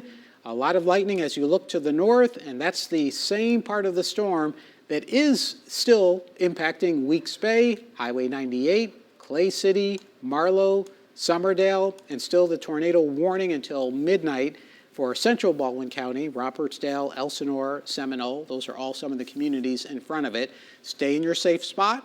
Radar still not showing a strong signature of circulation, but that's a lot of lightning. And that tells you the thunderstorm is not weak. It is still maintaining its strength. And as it maintains its strength, as you see that lightning flashing in the live video, it tells you that it could start to tighten up and show a stronger rotation.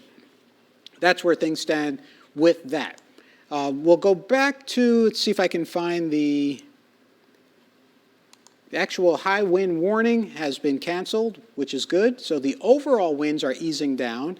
That means the flooding on the causeway should be at its peak for the night. And then that flooding should start to subside as the winds also subside. Go with the radar in the last hour and watch the motion. And let's take off these watches for you and the lightning, the warnings. And what you see here is that line of thunderstorms moving through Mobile County into Baldwin County. In fact, let's go back even further. Let's go back 3 hours.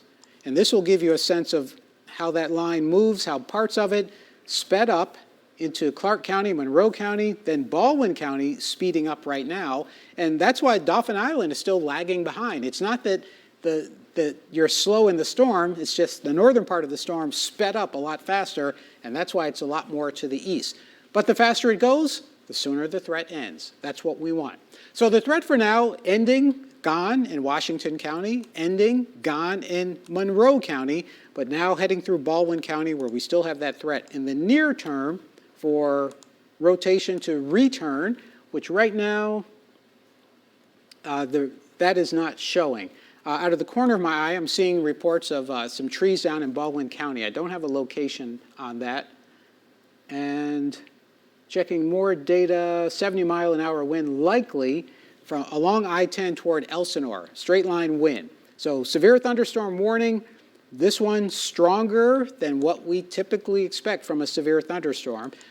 That part that I just mentioned, I-10, Elsinore, that is also within a tornado warning. So 70-mile-an-hour wind in those locations. And Elsinore is in the middle of your screen. I-10 is also pretty close to that. One tornado warning, multiple severe thunderstorm warnings, and still we continue tracking and watching. That tornado warning for central Baldwin County goes until midnight. In the immediate term, no direct, obvious threats of a tornado, but still the possibility that one could reform. Tornado watch continues until 4 a.m., but that will be canceled from west to east. So the next counties to fall out of it would be Monroe County and Baldwin County, but still it's going to be at least an hour at the rate things are moving there. And then of course we have the severe thunderstorm warnings. Baldwin County, northern Escambia and Santa Rosa counties, southern Escambia County, Florida, and then all of Escambia County, Alabama, Connecticut County, and parts of Monroe County. These are all locations where you need to be in your safe spot. Let's check our storm reports from earlier in the day, and I'll actually turn the radar off for a moment, and I'll turn these off so you can get a better sense of what has been reported. The icon that you see in Greene County, Mississippi, the tornado icon, that is, tornado was reported by the fire department in McLean. So that's what that signature is telling us right there in the actual storm report. This was from about 8:45 this evening. Power lines, trees down, McLean on Highway 24. It's a signature that we saw very strong on radar. There were some other spots where we saw a very strong signature but have not yet received a report of anything confirmed. Trees down, Rangeline Road and Hamilton Boulevard, that was another rotation signature we were tracking not too long ago, just before 11 o'clock this evening. And these reports trickle in for a couple of reasons. One of those is people who are injured or hurt or impacted by severe weather. It takes a while to recover and get your feet back on the ground before you can technically report it. So those were the reports. We'll come back to radar and the warnings. And still continuing as we approach midnight, severe thunderstorm warnings along the I-65 corridor, and one tornado warning still in Baldwin County, central Baldwin County. Fairhope, you're no longer in that warning, neither is Point Clear or Yukon. It's the Highway 59 corridor between Robertsdale and Foley, and then through Elsinore as you move toward the northeast. Those spots are still in the warning, but the actual signature of a threatening tornado is pretty low right now.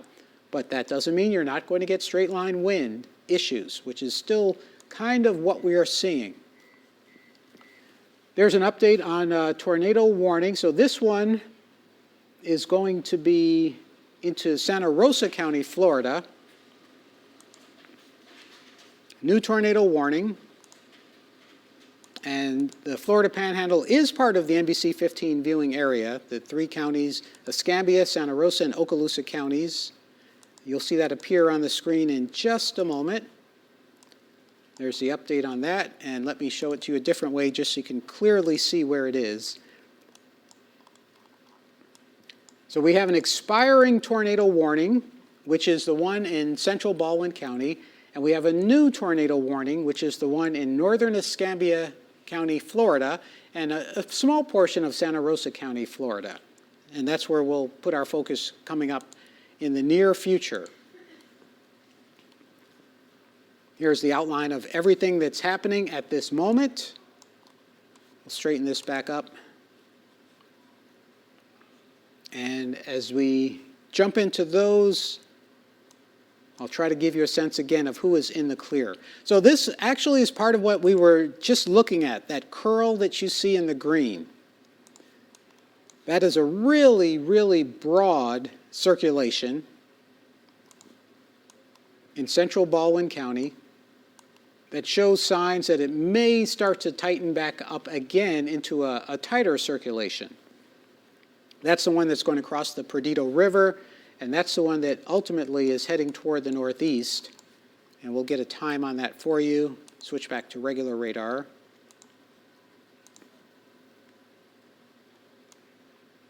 And at the rate that one's moving, average speed, Gateswood about 6 minutes, Enon in about 13 minutes, Ten Isle 13 minutes, Bay Springs about the same, followed by McKinnon and Barth. All of those are locations in front of this new tornado warning, which covers mostly northern Escambia County, Florida, and also a small portion of northwestern Santa Rosa County, Florida. That's part of the same storm that is right now in Baldwin County, a storm that will continue to move toward the northeast, taking the same threats that we've been looking at across first Mississippi, then Alabama, now into Florida. This is the progression of the storm. It's not something that goes away very quickly, but it is moving steadily eastward, which means the overall threat is also steadily moving toward the east. And again, that new tornado warning goes until 12:30. The previous warning is about to expire, coming up at the top of the hour. And I-10, Baldwin. All right, so the National Weather Service is seeing the strong rotation just north of Interstate 10. Fortunately, that's a wooded area in Baldwin County. Sorry for going in and out like that, but that's a wooded area in Baldwin County, but still with the possibility of the circulation along River Road, which is a community, toward Arley-Minshew Road, on a path that's going to take it toward Old Pensacola Road through the Gateswood community, Oglesby Fork Road, Brady Road, River Road, just east of the Perdido River, and then into the Escambia County, Florida communities. Bay Springs, McKinnon are in front of it. Waters Ferry Road along in front of it, as is 10 Isle. These are all communities. These are all communities that are in front of this storm system as it's moving toward the northeast, Highway 98 into the Florida Panhandle. So right now, that's our area of concern, central Baldwin County, along Interstate 10, already past 59. So this is east of 59. The threat area is along River Road, just along Interstate 10, Gateswood Community, Barrow Park, 10 Isle, Bay Springs. It's moving toward the northeast, and folks who are in front of it, as always, get ready to take shelter or stay in your shelter if you're already there. That's the best thing that you can be doing right now. It's maintaining its overall strength, not necessarily increasing, but it's certainly a precaution to get ready for winds that could be easily to 60 miles an hour, right now mostly over the wooded portion of Baldwin County, but heading toward 10 Isle and Bay Springs.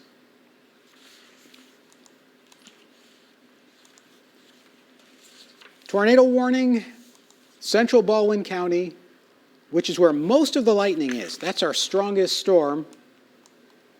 We still are seeing wet weather downpours lingering over Dauphin Island, the East End, Fort Morgan, and then we'll get back to Baldwin County. High winds, not extreme, but still something we are watching, just as we're watching the little circulations offshore, which may impact Gulf shores. In fact, I'm going back and forth analyzing this. It's not something that's growing, but it is something that says that we all need to stay aware. So into Baldwin County, let's take this lightning off, and we'll take off the actual warning so you can get a sense of what's happening. Our threat area, first I'll highlight it, and then I'll zoom in. That is our focus area along I-10, central Baldwin County, moving into the Florida Panhandle. From River Road toward the Gateswood community, places like Bourbon Lane, Minshew Road rather, Middle Fork Road, Old Pensacola Road, these are all spots. Back toward Brady Road, where you still need to be in your safe spot.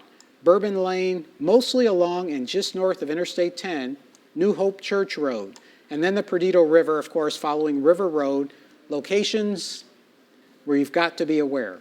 On your screen in the lower right, that's Pensacola Beach, where the weather has not yet gotten to, and we'll watch that shortly to see what kind of big difference we see as it goes through and as the lightning kicks up and increases. For those in the clear, again, I'm going to draw a line, and if you are west of that line I just drew, you're in the clear. Washington County, Mobile County, coastal southern Mississippi, things are much calmer for you now, but not for central Baldwin County. It's 12 o'clock, you're watching WPMI NBC 15, serving Mobile, Pensacola, Fort Walton Beach, our continuous coverage of a threat of tornadoes still moving from Baldwin County, now more toward Escambia County, Florida. That tornado warning goes until 12:30. We're still seeing a broad rotation, and in that rotation, high winds, even if they're not spinning winds, high winds capable of doing some structural damage. Bit by bit, we get reports and are getting reports of tree damage. The details are limited, but it still is all about staying updated. Brady Road, Peter Morris Road, Middle Fork Road to River Road. Stay in your safe spot. You have a really high wind potential moving over that part of Baldwin County. And within that potential, you may see a circulation. Even if you don't, you're still going to see high winds. Right now near Gateswood, steady winds at above the ground, about 70 miles an hour. That's only roughly 2,000 feet above the ground. When that wind comes to the ground, you get a 70-mile-an-hour wind gust. So that's your concern right now in the Gateswood community, along Old Pensacola Road. That is going to shift across River Road. It'll cross the Perdido River very shortly. Enon, McKinnon, Bay Springs, and Ten Isle, you are all in front of that. You've got to prepare for this storm to strike near where you are. It looks like, and if we take our camera in Pensacola Beach, right after you show the radar here, if you take that camera, you'll see that there is lightning now appearing in the distance. And that's a sign, of course, that the Florida coast is about to experience what everyone else has been experiencing lately, and that is the threat of thunderstorms that are strong thunderstorms, if not eventually severe thunderstorms. Get ready, have a plan. We're going to continue our coverage as long as this threat remains in the NBC 15 area. Now that we are after midnight into the final day of March, this is our fourth round of severe weather that we have dealt with this month. And this one so far a little more intense than the last couple that we have seen. Lots of lightning across South Baldwin County. This continues to be our issue, our concern area. Within that area, we still are looking at the threat of a tornado, mostly north of I-10, crossing through Gateswood, Old Pensacola Highway, or road rather, Ten Isle, McKinnon, Bay Springs, and then Highway 97 in northern Escambia County, Florida. All of those are ahead of this threat area.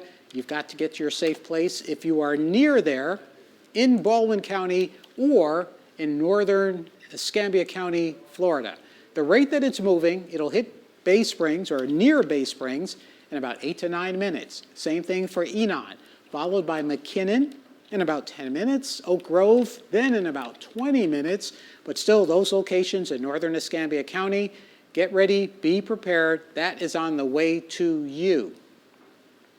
Other storms of note or other rain and downpours, a large area of heavy rain continues across South Baldwin County, Fort Morgan, Dauphin Island. More storms offshore, which we'll take a glance at these because that could be another trouble area later as we go through the evening or through the night or the morning, however you want to define it. It's something we had seen last week with storms that lingered behind the main threat area. We're seeing a little circulation well offshore. That could be heading toward, say, for example, Mary Esther or Destin or Fort Walton Beach in a couple of hours. So that's also something to keep in mind and to watch and be prepared for. We are not seeing that strong signature of circulation elsewhere, which is good, but we are seeing that one trouble concern spot of potential high winds near the Gateswood community, which is just north of Interstate 10, in the eastern portion of Baldwin County. That is approaching the Perdido River. So Bay Springs and Ten Isle, take shelter. It's going to be a while, 10 minutes or so, given that the possibility of straight line wind will remain there, and also the possibility of a broad circulation will continue in that same area. Elsewhere in the NBC 15 area, we haven't talked about it because your threat is much lower than the threat there. You can almost guess or see by how much lightning is happening there that that's the main focus area. There still is a severe thunderstorm warning for eastern Monroe County, all of Connecticut County. Severe thunderstorm warnings also cover Escambia County, Alabama, and then northern Santa Rosa County and southern Baldwin County. But the lightning in this case, it's not always the case, but the lightning in this case tells you where that main threat area is, where the storms are most powerful, and that is from just north of Loxley through Gateswood toward Ten Isle in Escambia County, Florida. That tornado warning area hasn't changed very much. Circulation, broad circulation, remains just as it was, but even as it does that, that means the threat of high wind also remains as it was. Winds above the ground near 60 miles an hour. When they come down to the ground, you get a 60-mile or more gust of wind.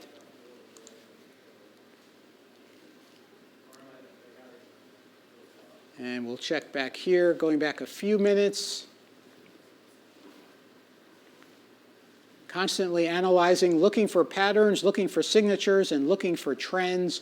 I don't see any, there actually was a brief period there where it looks like the radar may have sampled what could have been brief debris. So this will be another thing for tomorrow. We can't really know right now whether that actually happened, but it looks like as this circulation crossed I-10 near Old Brady Road and River Road, there could have been a very brief touchdown of a tornado based on the signature that just popped up and disappeared.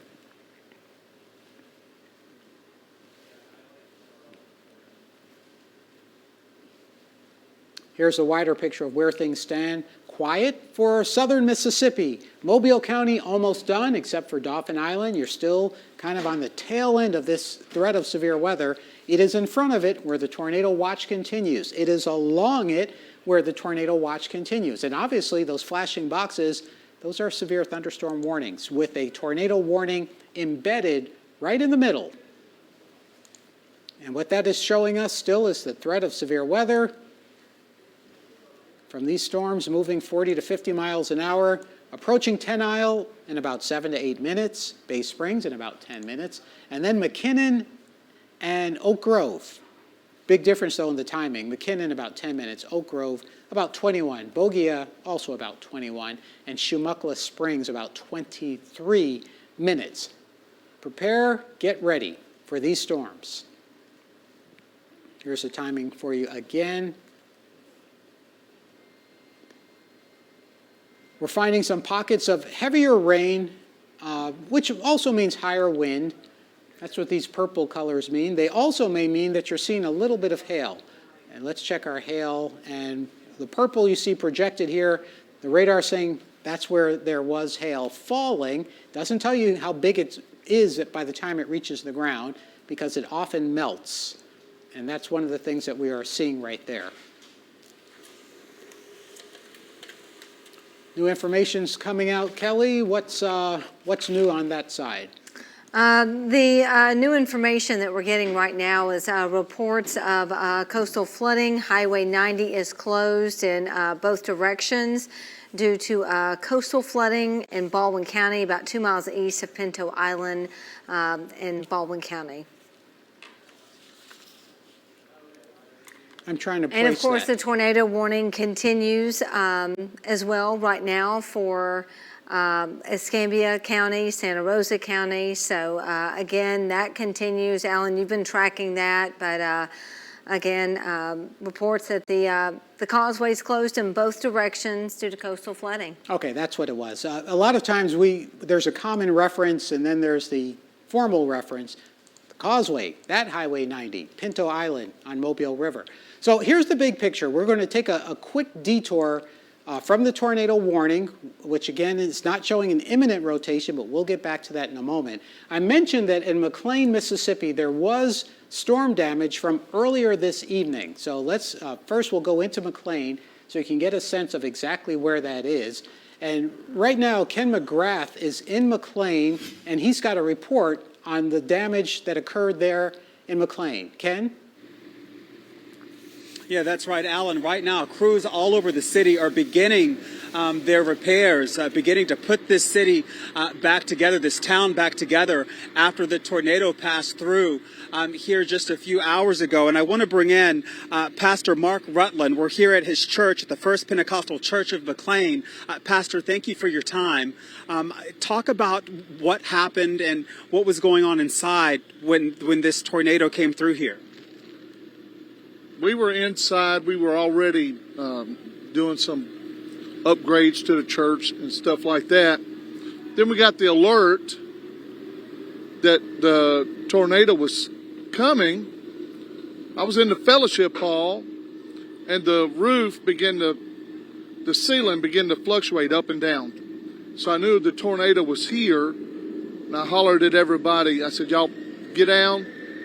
I started running down the hallway to get to where everybody was. The doors were just vibrating back and forth. Windows was busting in. And right before I could get to everybody, the door slammed. And I couldn't open the door. Ceiling started coming in on top of us. And it's pretty scary. But the Lord really, had his hands on us. And we were blessed. Nobody's hurt. Yeah, that's what you were saying. Thank God no one was hurt. Right. Right. And you can see the roof, I mean, literally peeled off here. Absolutely, yeah. It peeled off here. There's places on the other side, on the back side. I mean, you really can't see it too good because it's dark. The breezeway here was lifted up off of the columns and set back down on the columns. And you can see that, but you got to have a little light to see it. So, yeah, we had a pretty good bit of damage. All the windows in the sanctuary either busted out or cracked, one or the other. Is this the first tornado that you've been through? Yes, sir. Well, first one, yeah, it's the first one. I'm 47 years old. I've been in Mississippi most of my life, and I've never seen nothing like this, never. And we can't see it right now also, but the sign in the front, I mean, it's a brick sign, and it was just literally hoisted off the ground. Yeah, it's like it just picked it up and set it over and laid it down. Yeah, it's pretty intense. And how's your family doing right now? Because I know that some of your family was inside and they were pretty shaken up about it. How I guess you're still trying to absorb everything that happened and just probably hugging and loving on each other that you guys are still alive. Yeah, I have a 18-month-old daughter, my wife and I, and she started panicking, and rightfully so, right? Yeah. But my daughter-in-law, my son that's 19, him and his wife, she started having labor pains, and she was already hurting a little bit, but it really intensified. And I think because of the stress, and she's down in Pascagoula right now at the hospital, and I might be a granddaddy here before too long. Yeah. Well, Pastor, thank you for your time. And before I leave you, earlier when I got here, you were talking about the sound that you were hearing when the tornado came through. Can you kind of maybe talk about that a little bit before I let you go? Sure. So as I was coming down the hall, coming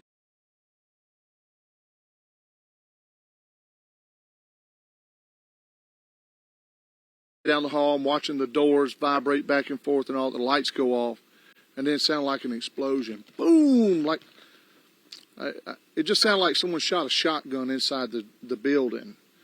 And then boom! And when it done that, it was over. It was like it was gone. Well, again, I'm glad you're okay. Us too. God really blessed us, really kept his hands on us. Thanks again for your time. Yes, I appreciate you, okay? Hey, thank y'all for coming out, checking on everybody. Absolutely. And now, of course, right now we're still trying to assess all of the damage here in McLean. When we pulled in, there were utility crews working on the power lines. It's not clear how many people are without power, if there's still a power outage going on. We also heard there's chainsaws that we heard. And so, they're just trying to put the pieces together after this tornado came through this area. And so we're going to continue to stay here, talk with some other people in the town, and we'll bring you updates here on air and online as we get them. I'm reporting live in McLean, Mississippi. I'm Ken McGrath, NBC 15 News. Alan, we'll send it back to you. Thanks, Ken. Excellent report, and it just shows you this is why we're here. This is what we are dealing with tonight.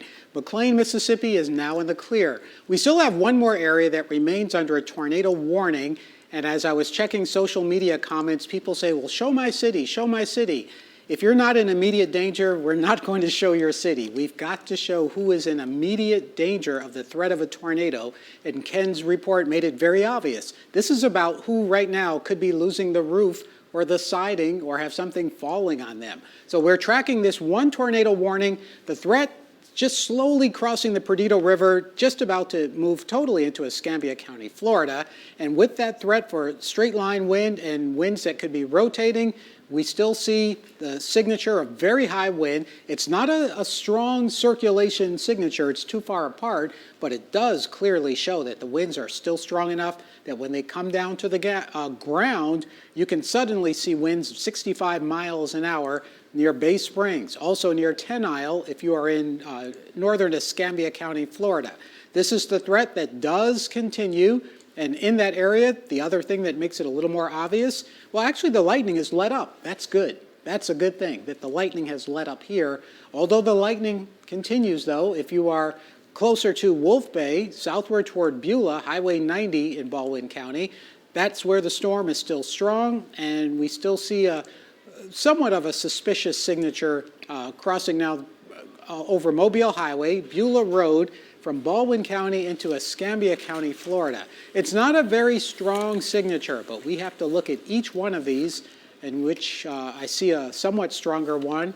This one over Josephine, just north, it looks like a Perdido Pass, a moderate signature there that continues through Josephine toward Perdido Beach of rotation. Kelly, is that a new severe thunderstorm warning? It is. It is a brand new severe thunderstorm warning. And right now, the severe thunderstorm warning is in effect for southeastern Baldwin County, Okaloosa County, Santa Rosa County, and Escambia County. So we have got 4 of our coastal counties under this brand new severe thunderstorm warning. It goes into effect until about 1:15, and that is what we expect. This particular storm is going to continue to move towards the north and east at 70 miles per hour. It's basically a line of storms extending from Century, Florida to 3 miles west of Inslee to southeast of Fort Morgan. And again, it is racing towards the north and east at about 45 miles per hour. So this is moving at a very fast clip.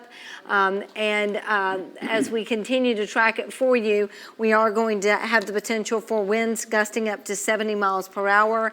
Areas that will be impacted include possibly Pensacola, Ferry Pass, Brent, West Pensacola, Gulf Shores, Pace. So again, as we've been showing you, there is a lot of lightning associated with these storms. So again, if you hear that rumble of thunder, you are within striking distance. So very fast winds associated. So we have the severe thunderstorm warning in place right now for 4 counties. One of the other reports that I'm seeing on social media, the community of Elsinore without power. So this is part of the result of either wind or lightning or maybe both. But notice that severe weather threat, it's slowly easing out of Baldwin County, at least for the northern part. The southern part, that's the slower part. Again, we show you computer projections that move everything at the same time, but the reality is squall lines, parts of it move faster, parts of it move slower. And what we're seeing right now is the central part of that squall line now moving into Escambia County, Florida, where you see a lot of that purple. This is where we run into the possibility of hail. So that's a suspicious sign. That's what radar is indicating. Cottage Hill, Florida, Cantonment, Beulah, almost back towards Seminole. Very likely you're seeing medium or large hail in that area from these severe thunderstorms. And even though those are technically outside of the tornado warning, we'll still give you the time of those. Farm Hill, about 2 minutes. Same thing for Cantonment. Cottage Hill, Florida, about 4 minutes. Quintet, about 6 minutes. And then Molino, Wallace, and Shumukla, all within about 10 to 15 minutes. So those are the spots that are at the risk, the threat of seeing hail, large hail, coming out of this severe thunderstorm. The strong winds are semi-rotation signature. That is now moving through northern Escambia County, Florida, crossing Highway 97. So the threat has pretty much ended in Enon. It's ended in McKinnon and Bay Springs, but it's crossing Highway 97, which is south of Oak Grove, on the way to McDavid and Bogia on Highway 29, US Highway 29, and eventually Bluff Springs. And those spots, stay in your safe area. You are still in a tornado warning, and that tornado warning will go until 1:15, another 35, 45 minutes. Parts of it may be canceled, parts of it may be extended, but that's where our main threat area is, crossing Highway 97, heading toward US Highway 29 in Escambia County, Florida. Closer to Highway 90, 9 Mile Road, where the junction of I-10, a broad circulation also there, not a tight one, but a broad one. And then we see these yellow boxes, as Kelly mentioned. Those are our severe thunderstorm warnings, all within that area. We'll clean that up for just a moment. Did you have something, Kelly? I do, Alan. Latest indications are that large hail, the size of ping pong balls right now, are moving towards Beulah, Florida as we speak. So again, this is going to be approaching the I-10 area near Beulah, also moving east towards I-10 to the I-110 intersection on the north side of Pensacola. This large hail will also be accompanied by winds up to 70 miles per hour. So this has the potential to be a damaging storm, not just with wind, but also with hail. And again, this is moving up into Escambia County, Florida, where they are also under a severe thunderstorm warning right now. So keep in mind, there is some very large hail at this point moving up towards Beulah, Florida, near Interstate 10. Also want to let you know that we are tracking a severe thunderstorm warning as well. It is continuing. Also, I'm going to jump for just a moment because we're getting a lot of facts coming in at once. Strong circulation is now developing just east of Cantonment or near Gonzales, Florida. It's going to be moving east-northeast towards Pace, and this could produce a tornado soon. So please keep that in mind. That is near the Pace, Florida is north of Pensacola. I have friends that live there and and family. So again, residents of Pace, Florida, please be mindful that we could be looking at some possible rotation in your area. Yeah, we have some video from Loop Road in Orange Beach. That's what you're seeing there. The rain, of course, coming down in the distance. And while you're looking at that, it's rain now. You'll see lightning now and then, but then you might eventually begin to see some hail. That's part of what we're talking about. So what's the big deal with hail? Well, the hail tells you how strong the storm is. And so far tonight, we've seen hail that's mostly been about an inch, maybe a little bit smaller, a little bit larger. But as Kelly just mentioned, once you get hail that's over the size of an inch, especially toward the size of a ping pong ball, an inch and a half, that tells you the thunderstorm is severe. So let's just take a brief moment to mention that. The size of the hail tells you the strength of the storm. Storms grow with warm air rising up. The top half of almost all thunderstorms is actually below freezing. It is ice, and when that warm, moist air goes up to the top, it freezes or it holds whatever ice is in the top of the cloud. And the stronger that wind is that's going up, the more the hail can stay there and grow. You know the expression, what goes up must come down? Well, at some point, when that wind that goes up weakens or it gets cut off, all the hail at the top of the thunderstorm comes down to the ground. And that's what tells us how strong the storm is. Just think about it, hail is pretty heavy, and to hold it up in the air means you have to have a strong wind. We're getting a new tornado warning, which we'll look at in just a moment, but this is what the hail tells us. The size of a ping pong ball tells you the amount of wind it takes to hold it there and the amount of wind that means can come down to the ground with it. The larger the hail, the larger the risk of a severe thunderstorm wind and a higher wind gust. Kelly? Yeah, we do have a new tornado warning that has just now been issued by the National Weather Service as we speak. A tornado warning is for northern Santa Rosa County, one of our Florida Panhandle counties, also central Escambia County in Florida. So this is in effect for those two counties until 1:15. A severe thunderstorm capable of producing a tornado located over Gonzales, Florida. It's moving northeast at about 45 miles per hour. So there it is. And again, it is rapidly moving towards the north and east at about 45 miles per hour. And again, the tornado warning is in place for Santa Rosa and Escambia County, Florida until 1:15. So again, we will track this for you. Meteorologist Alan Seals is standing by, and our weather computers are really getting overworked right now. But again, we definitely encourage you to take cover. This is moving northeast at 45 miles per hour. We'll go ahead and give you a timeline on that very quickly. And we do expect this to move near Wallace in 7 minutes, Point Baker in 16, and Allentown in 20 minutes. Alan? And this all relates back to what we were talking about with the hail. The hail tells you how strong the updraft is. The updraft tells you how strong the thunderstorm is, and the stronger the two of them are together, that's when you start looking at that risk of tornado warnings. So notice where the hail ends, that's where the circulation pretty much begins, and from that point, that tornado warning extends outward. 1:15, that's how long this one is going to go for central Escambia County, Florida, and central Santa Rosa County, from basically the Gonzales area toward the northeast. At the rate this is moving, and the rate that most of these are moving, it means you should be preparing for the possibility of a circulation of a tornado in the next 8 minutes if you're in Wallace, the next 21 minutes if you are in Allentown. Now that has to cross the Escambia River before it gets to Highway 197, close to Wallace, Highway 89 in Florida, and then of course Highway 87 also in Escambia County, Florida. These are the locations where the threat area is going to be, even though right now that main threat area is back over Gonzales, Florida, and I'll just show you a wider view for perspective. Downtown Pensacola is at the bottom of your screen, and then the threat area is basically north of Highway 90, north of Ferry Pass, northeast of Beulah, pretty close to Cantonment and Cottage Hill, Florida. That's where radar continues to pick up a circulation which has strengthened and will strengthen as these do.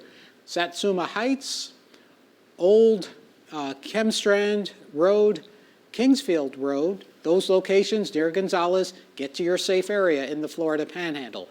Other streets that you need to be taking shelter on: Chemstrand Road, Derry Road, Kings Road, Colwyn Drive, and Turnberry Road.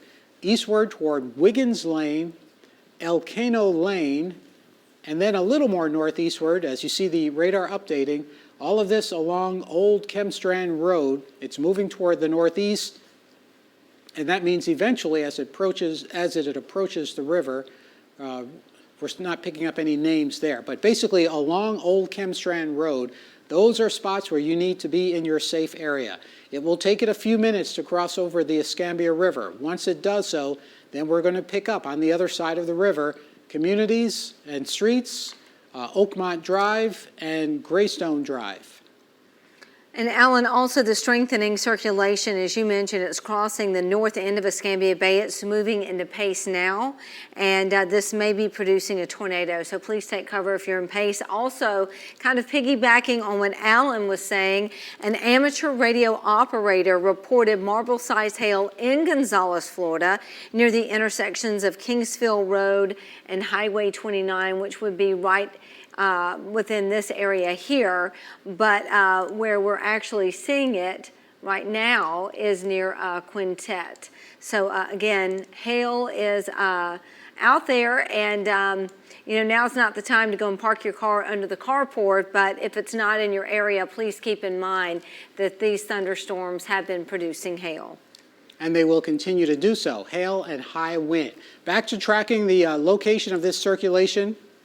As it's just about to cross the Escambia River, Highway 197 into Santa Rosa County from Wallace southward to Pace, anywhere within a quarter mile, a half mile of Highway 197, get to your safe spot. The circulation will be crossing over your community.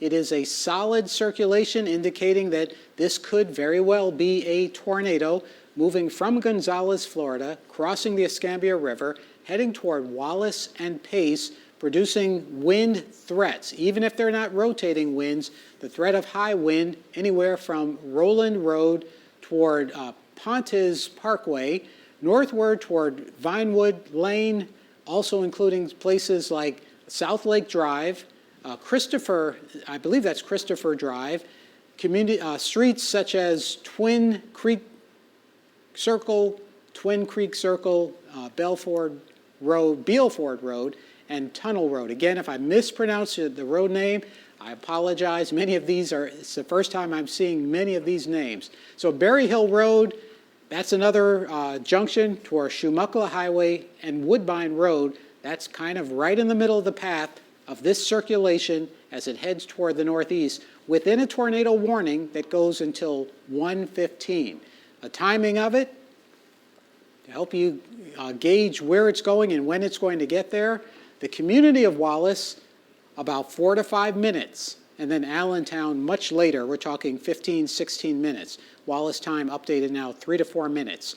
In Wallace, get your shelter, stay there. If you are in Escambia County, Florida, the threat is rapidly heading out.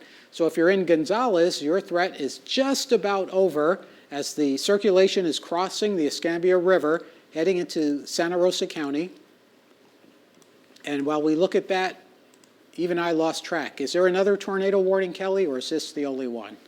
This is the only one we have right now, and it is in place until 1:15 for Escambia, Florida, and Santa Rosa County. All right, the only one we have, and more than what we need, but this is still going to be the scenario going through the next several hours, mostly in the Florida Panhandle, but you still do have a tornado threat along U.S. Highway 31 from Connecticut County through Escambia County, Alabama. Right now, it's a severe thunderstorm warning, but we'll also watch that location to see if we suddenly start to see a circulation, which at the moment we don't, and we don't want to see one. The circulation that we've been focusing on, having now crossed the Escambia River, now into Santa Rosa County, it's approaching Myrie Lane, Tunnel Road, and all of the streets around, whether it's Twin Creek Circle, McCall Road, Loop Road, Smire Drive, Luther Fowler Road, Whitley Lane, Enfinger Road, Augustine Drive, just to name a few. Those are all roads right now where you have a circulation moving over your community that potentially could produce a tornado. It has not strengthened. We'll go back and watch this just a little bit to check how it evolved. So it was strong for a bit. Now it's still moderately strong, and it may cycle down, it may cycle back up, but this is what we are watching. As we did mention earlier, hail has been along with these storms, and that's what the radar signature is showing.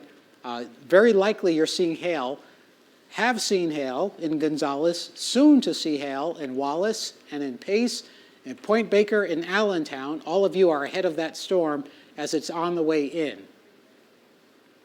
Let's take that off, get back to our circulation, and radar still indicating within the tornado warning,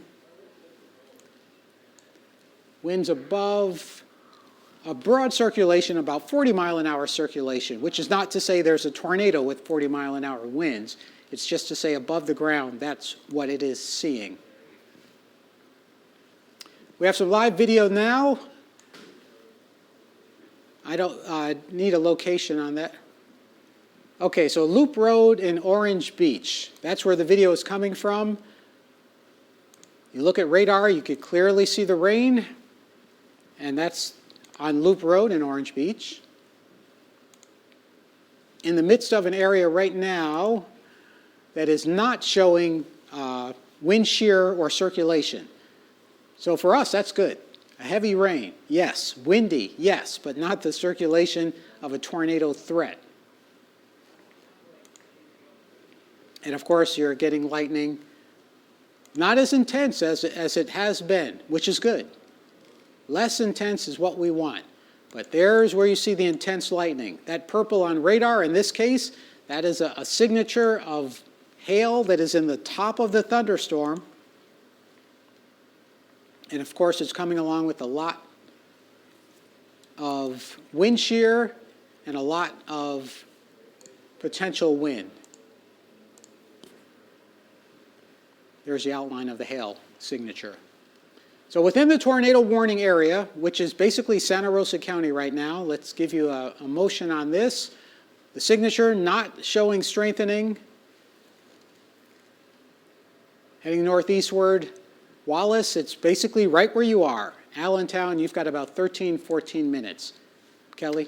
Alan, several reports of hail near Beulah, north of Pace, and near Inslee. So you've been talking about it. You've been showing that those hail reports and the hail swath, and they're actually getting it. People are getting it on the ground north of Pace and near Inslee and also near Beulah. Right. The hail will get your attention. And the hail doesn't always say severe thunderstorm, but it does say strong thunderstorm. And when on a night like this, when we know we have rotation and circulation, you need to be on guard. If you have doubt as to whether you are in front of a threat or behind a threat, get to your shelter. That's the best thing you can do. Here's the radar zoomed in right now on Florida Highway 197, across streets like Luther Fowler Road, Smyer Drive, Whitney Lane, southward toward Garden View Street. Those locations, you're still showing a circulation above the ground and still that potential threat of very high wind coming down to the ground. Right there, a wind above the ground of about 70 miles per hour. And when the hail falls and the rain falls, it drags the wind down with it. So you need to be prepared for a wind gust of 70 miles an hour or greater in central Santa Rosa County right now, along Wallace Lake Road, Shumukla Highway, toward Willard Norris Road. Those are the spots right now where straight line wind or even a rotating wind are possible, meaning a tornado threat. We'll come back to our hail, and radar shows clearly, it shows a little bit of the history. All of this is hail in the past up to the current, and that's a signature of a strong, severe thunderstorm.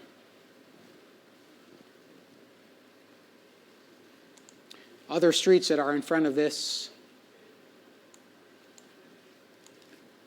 So I mentioned Luther Fowler Road, Hialeah Street, Saddle Club Road, other streets like Twin Oaks Drive, looks like Pescara Drive, Highbridge Drive, Manchester Court, Lancaster Gate Drive, all of those, and Cambridge Way. All of those stay in your safe spot.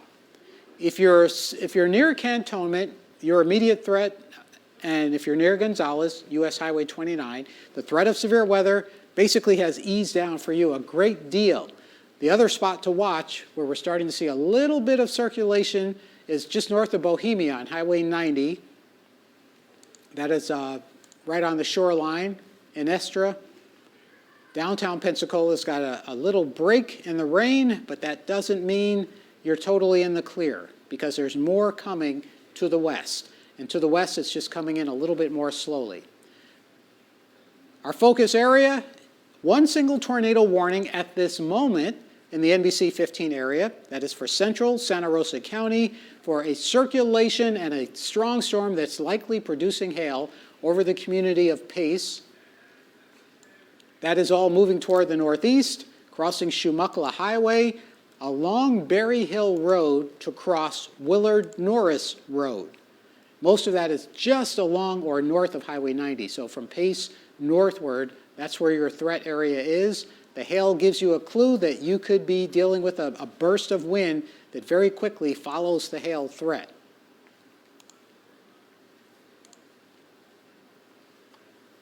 Here's the radar update.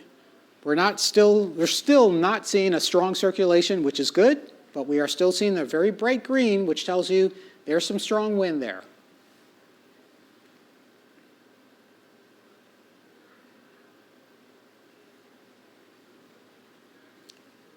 And we'll put a timing on this to update you on how fast it's moving.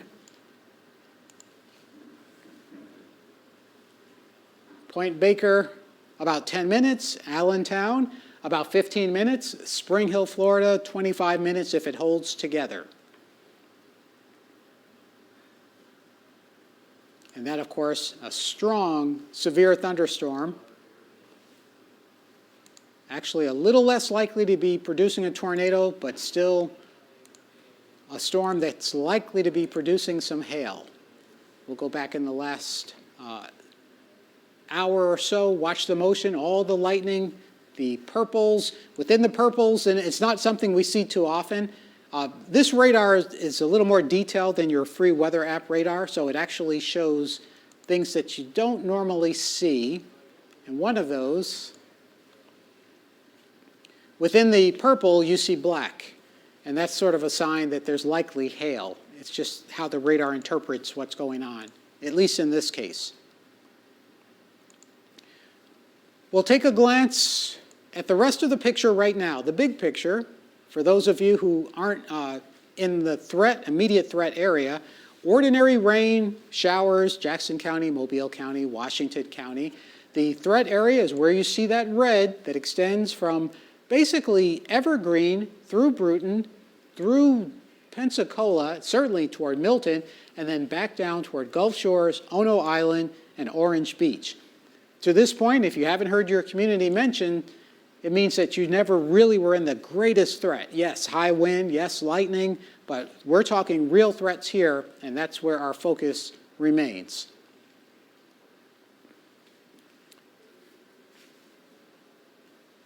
Right now, Santa Rosa County is our focus area. It sounds like an update on that tornado warning, Kelly? Yeah, there is. The National Weather Service in Mobile has issued a tornado warning for southwestern Okaloosa County and southern Santa Rosa County. Severe thunderstorm capable of producing a tornado near Pea Ridge, or about 4 miles southeast of Pace, moving northeast at 40. And this is radar indicated rotation. Again, this tornado warning is in effect until 1:30. So we've got about 45 more minutes on this tornado warning that is in place right now until 1:30, brand new tornado warning. We'll go ahead and show you the latest with that. Again, that tornado warning located about 4 miles southeast of Pace, Florida. And we will go ahead and track that for you as we speak. As you can see right now, we'll go ahead and put on that tornado warning icon. There we go. And again, it is located southeast of Pace, Florida. We'll go ahead and show you where we are possibly seeing that rotation, and it is right in here, just to the west of Avalon Beach near Mulot. And this is moving towards the north and east at a good clip. It is moving towards the north and east right now at 40 miles per hour. So we'll go ahead and put a timeline on that for you and show you some of the areas that will be impacted by this new tornado warning with this rotating storm. We are expecting this to move near Mulot in 1 minute, Harp in 2 minutes, Galt City in 7, Baghdad in about 9 minutes, East Milton in 10, Milton, Florida in 10 minutes, Point Baker in about 14 minutes. Also, Rowville, your timeline is 16 minutes, Harold, Florida in 22, and Indian Ford, right now we do expect that in your area in the next 22 minutes. So again, we are tracking a brand new tornado warning, and this does include parts of Santa Rosa County as well as, let's see, the latest, and Okaloosa County until 1:30. So this is extending across the far eastern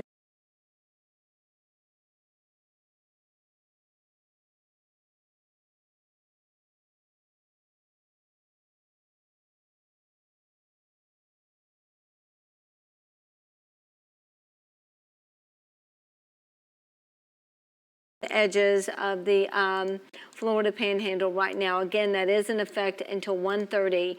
And again, it is located south and east of Pace, Florida. We'll go ahead right now and see what the shear looks like with it. And you can see right in this area near Florida Town, Harp, Avalon Beach, that is where we're finding the most wind shear right now, just south of Highway 90 and just barely north of Interstate 10 is where we're currently seeing that shear. And this is moving again towards the north and east at about 45 miles per hour. We'll see if we are looking at any shear markers right now. There it is. And this is where we're seeing that possible rotation. And again, near the Avalon Beach area, Harp right near Highway 281, and this is just near Interstate 10. It is now beginning to push towards the north and east, and we'll go ahead and kind of give you a better track on it.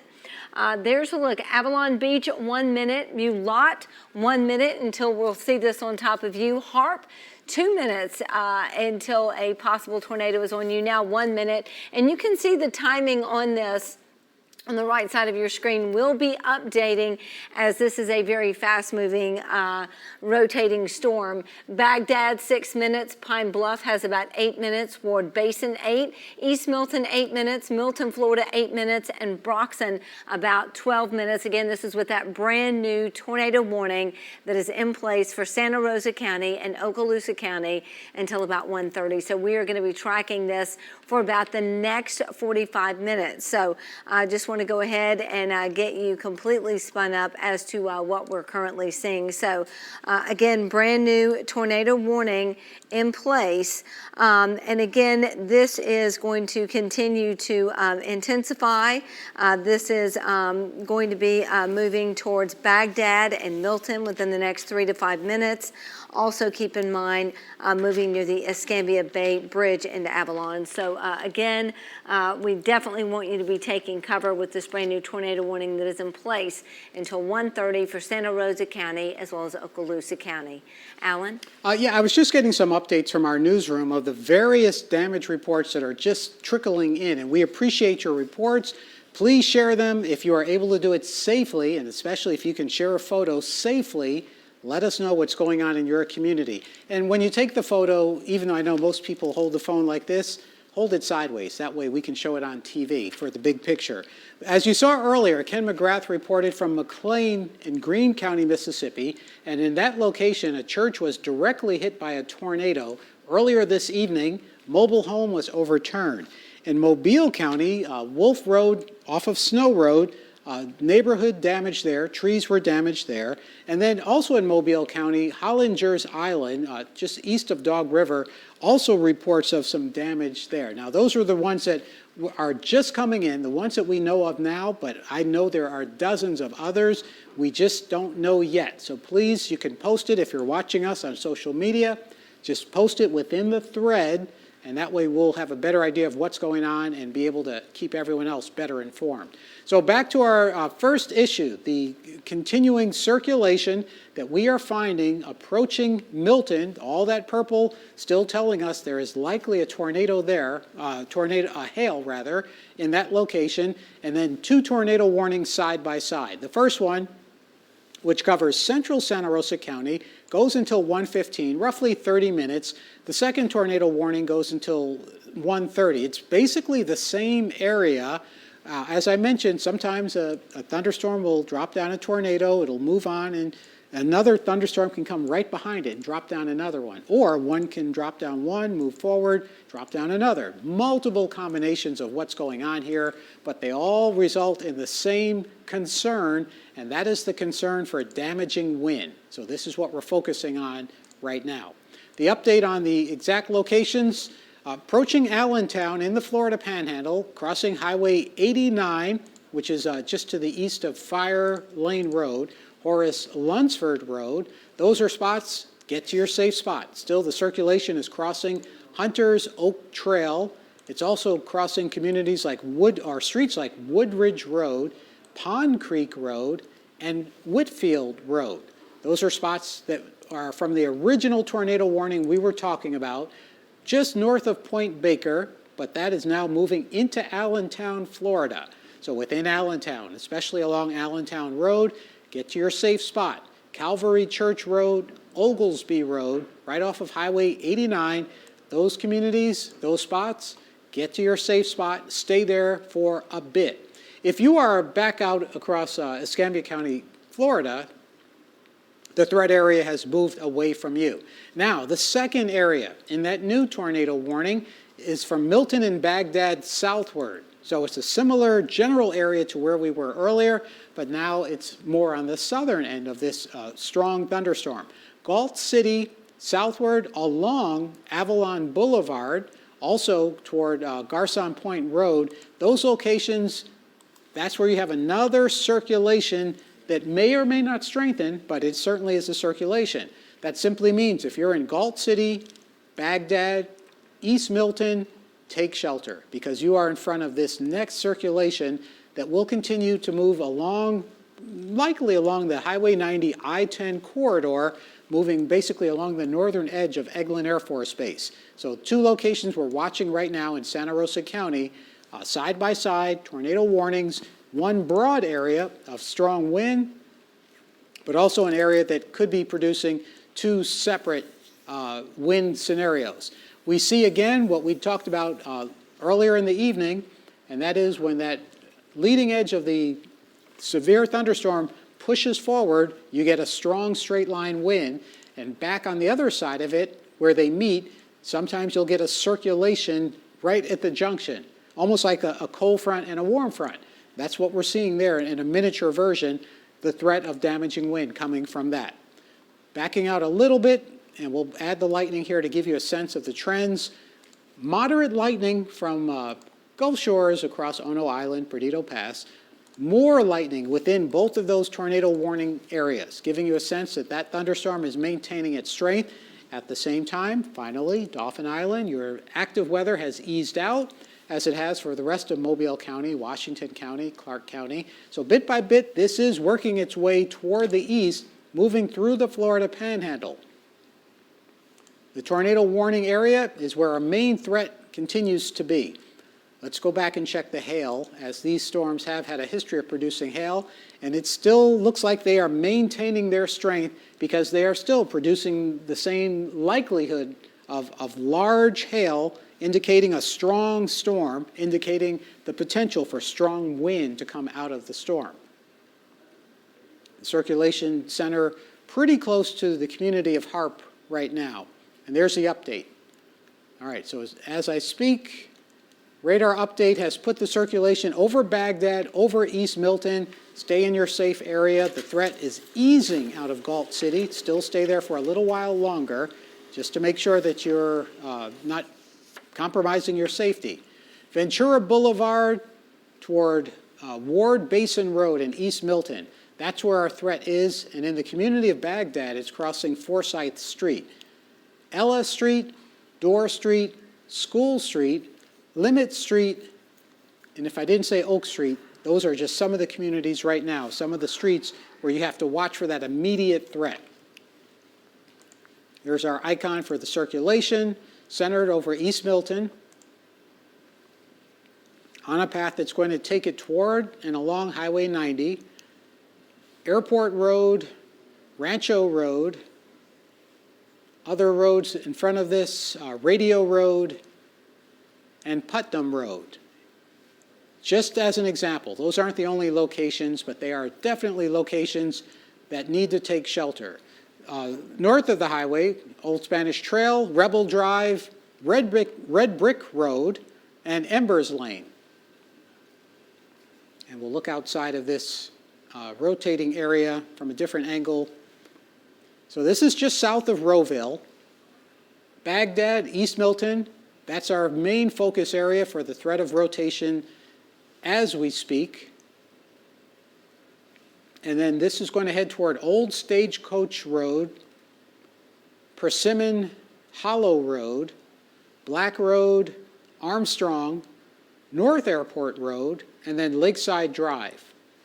Anywhere in those locations just south of Rowville, between Rowville and Baghdad, get to your safe spot.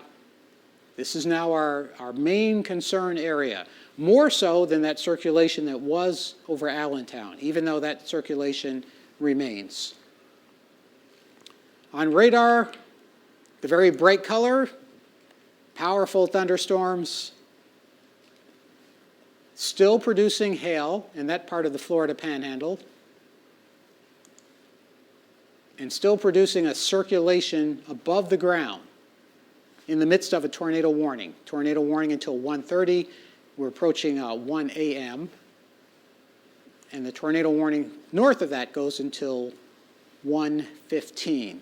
We'll check our hail in Baldwin County, which, again, most of this is in the past, not yet quite down to the beaches. Speaking of hail, Alan, there's been numerous reports of hail in the Pace community, up to quarter size. There is going to be some reports of that is on social media right now. Also, there were two homes that were reported to have damage on Allen Walker Road in Clark County. So these storm reports are slowly going to be kind of coming in as we take you through the night, and of course, you know, that flooding on the causeway in both directions, and also some flooding near Hollinger's Island. Water reported over Dauphin Island Parkway at Dog River Bridge, making it impassable. But again, some damage on North Walker Springs Road. Two homes reported to have damage there, and also in Clark County, tree lines and power lines down in that area. And you know, Alan, as you've been reporting just numerous reports of hail in the Pace community. Alan, you've been tracking all sorts of different sizes of hail, and that's been kind of coming in from the National Weather Service as well across the Florida Panhandle tonight. Yeah, and we're, as you mentioned, the reports trickle in. It's when people are able to let us know what's going on that we do find out. We are checking and trying to check our reports on social media. It's not always easy, as you might imagine, when you're trying to track a tornado, to also keep up with what people are posting. Here's where we stand in the big picture for the NBC 15 area. The threat of severe weather basically ended for Monroe County, Clark County, Washington, our Mississippi counties, Mobile County, just now ending for the last little portion of Baldwin County right at the beaches. It's basically the Florida Panhandle and Bruton eastward, east of Highway 31, east of Highway 29, where the threat does linger. We do still have 2 tornado warnings. They are side by side for the same general area of a severe thunderstorm that continues to show strong circulation over the community of Milton toward Rowville, more so toward Rowville now. The path of that is along and to the northeast of Highway 90. So if you're in the Florida Panhandle, if you are at least, and it's hard to get a handle on where this thing is pointing toward, but Rowville, we mentioned, basically right now gets your safe spot. If you are in Indian Ford, you've only got about 6 to 7 minutes. Kelly's Mill, you have about 19 minutes. And Holt, Florida, you have about 20. You may recall Holt was hit by an EF1 tornado. This one would have been, I believe, Tuesday before last. It's tough to keep them apart, but still, this is that time of year where week by week, we continue to see these threats, and can't say when the next threat will be, but I can say we all need to be aware. This is what it's all about.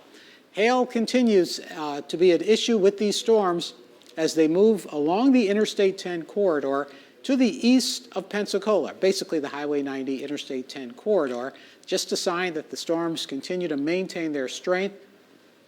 And of course, they maintain the possibility of very high wind.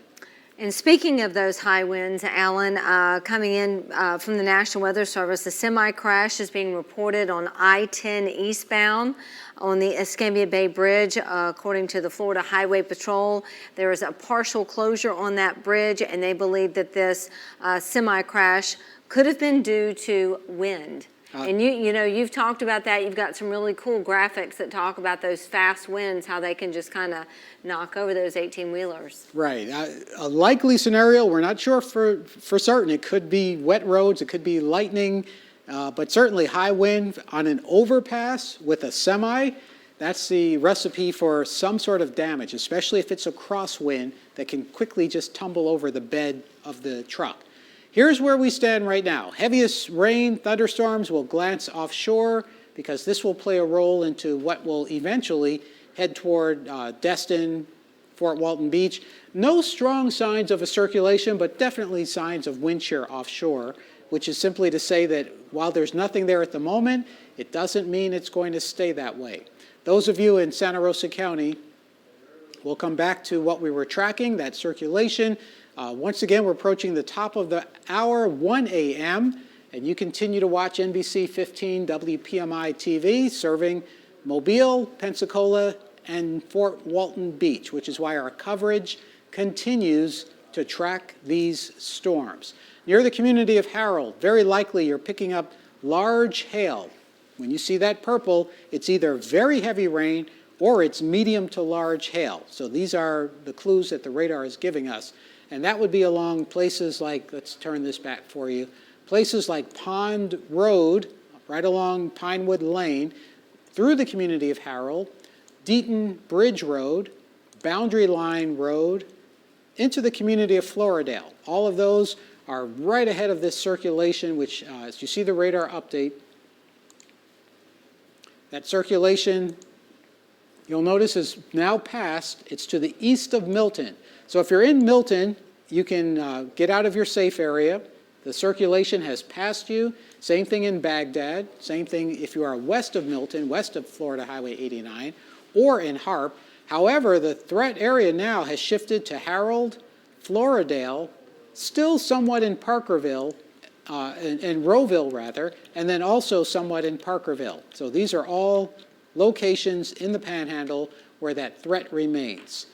What we need to do here is switch over to a different radar perspective. Eglin Air Force Base has a radar, and as the rain gets closer to that, it's giving us a better view of where that threat area is.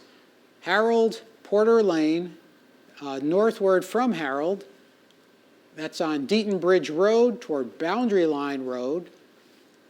Those are the spots right in front of this threat area. Indian Ford to Harold, Floridale, and then northward to Bob Pitts Road, and eventually Kelly's Mill. All of those are locations, threat areas in front of the storm, in front of that tight circulation that continues to maintain its strength. And we still see that same signature of hail likely continuing from these thunderstorms as they continue toward the northeast.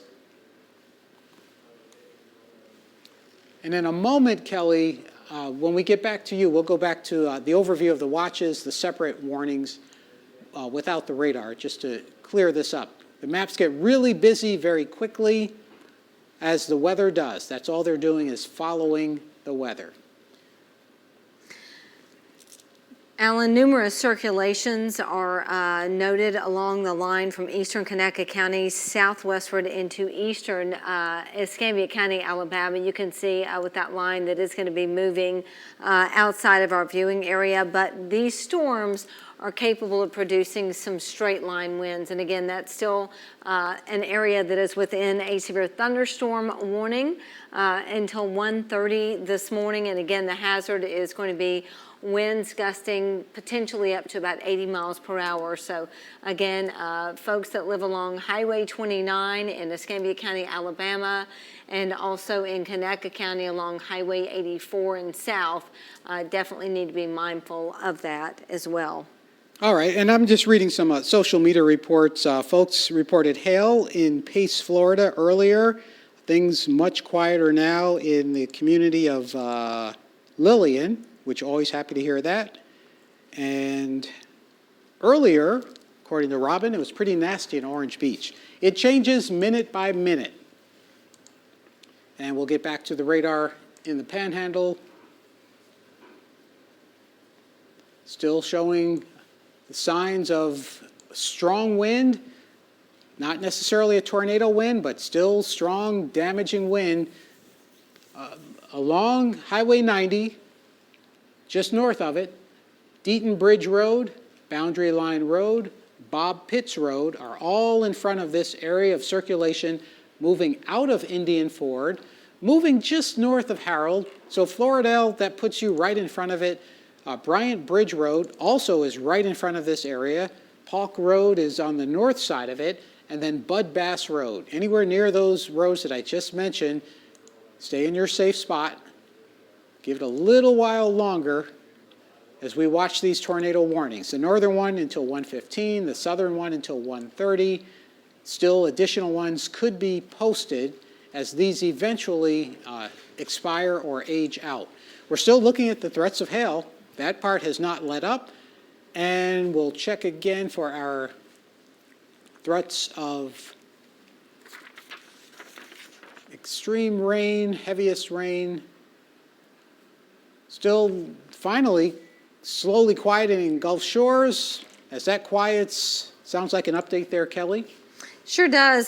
Tornado warning right now. National Weather Service issuing a tornado warning northern Okaloosa County and east central Santa Rosa County until 1:45. You know, Alan, you've been tracking that particular storm near Rowville, and basically a severe thunderstorm capable of producing a tornado, located about 7 miles east of Rowville, or about 10 miles east of Milton, is moving northeast at 45 miles per hour. And not only the potential for a tornado, but also quarter-size hail, and that's been, we've been getting a lot of reports in tonight of hail across the Florida Panhandle. So brand new tornado warning until 1:45, northern Okaloosa County, east central Santa Rosa County, across the Florida Panhandle until 1:45. That severe thunderstorm capable of producing a tornado 7 miles east of Rowville or 10 miles east of Milton. It's moving northeast at about 45 miles per hour as we speak. So make sure if you live in that area that you are in the safe zone of your home, away from windows, with this brand new tornado warning that has just been issued. We do expect this to move near Indian Ford in 2 minutes, Kelly's Mill 11, Holt in 13, Gallagher in 15, Beaver Creek you have 18 minutes, Baker 19, Milligan 20 minutes,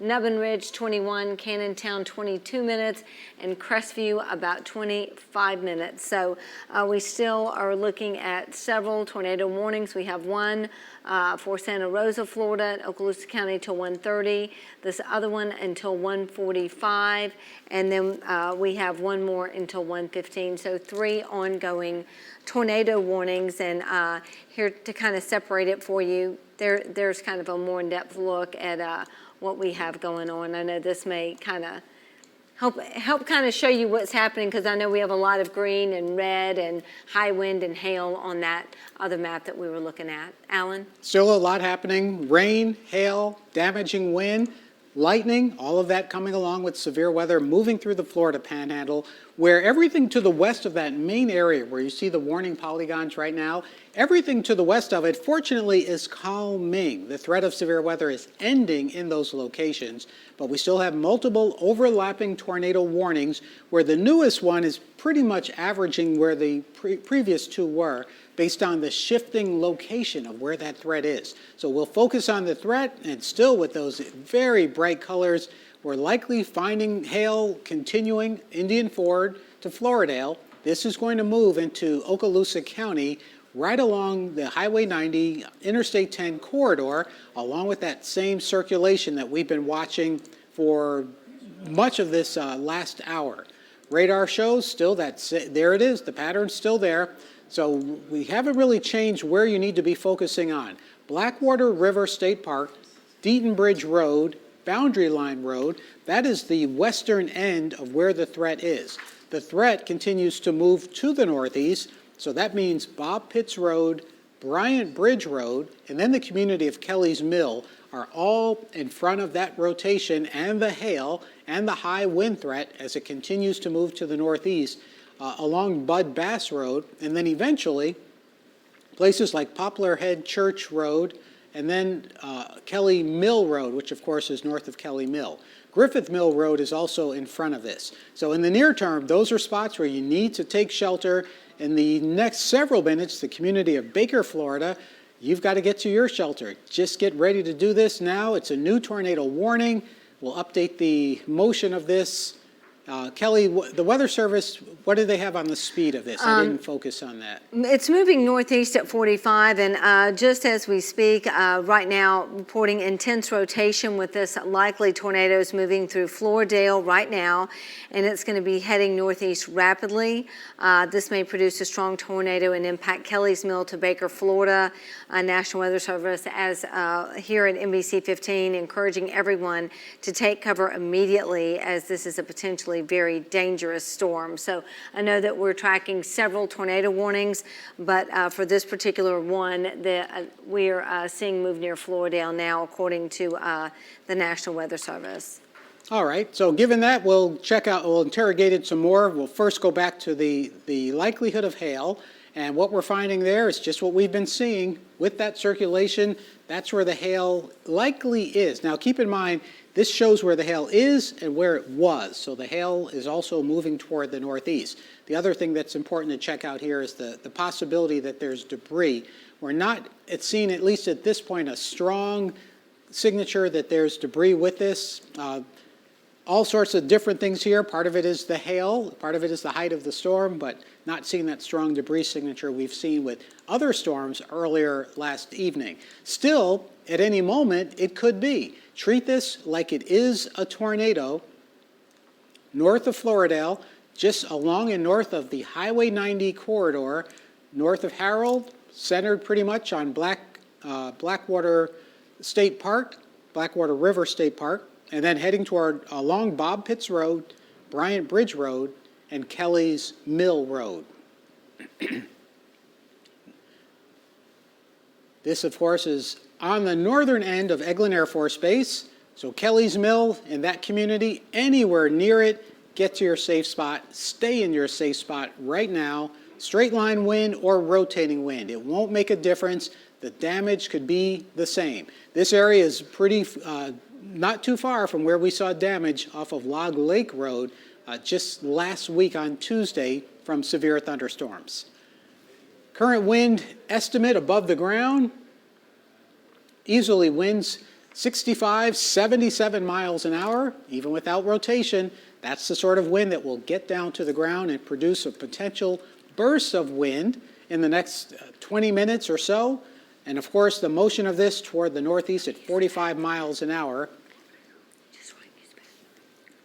means that places like Kelly's Mill, 3 to 4 minutes. Baker, Florida, 12 minutes or less. Nubbin Ridge, about 13 minutes. Cannontown, 15 minutes. Blackman, about 22 minutes. Those are locations where you've got to get ready, be prepared, get ready to take action. Make sure if you are not there and you know people there, that you give them a call, wake them up, and let them know what is coming on the way. That is our threat area. It's multiple tornado warnings that overlap, but it's really just one circulation at this point, and you'll see one of those tornado warnings being canceled within just the next 3 minutes or so. The warnings themselves, as I remind people, do not control the weather. We are just trying to keep up with what is happening with the weather.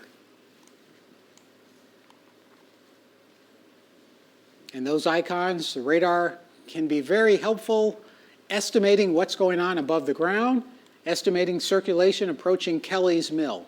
So safe spot, Kelly's Mill, get there right now.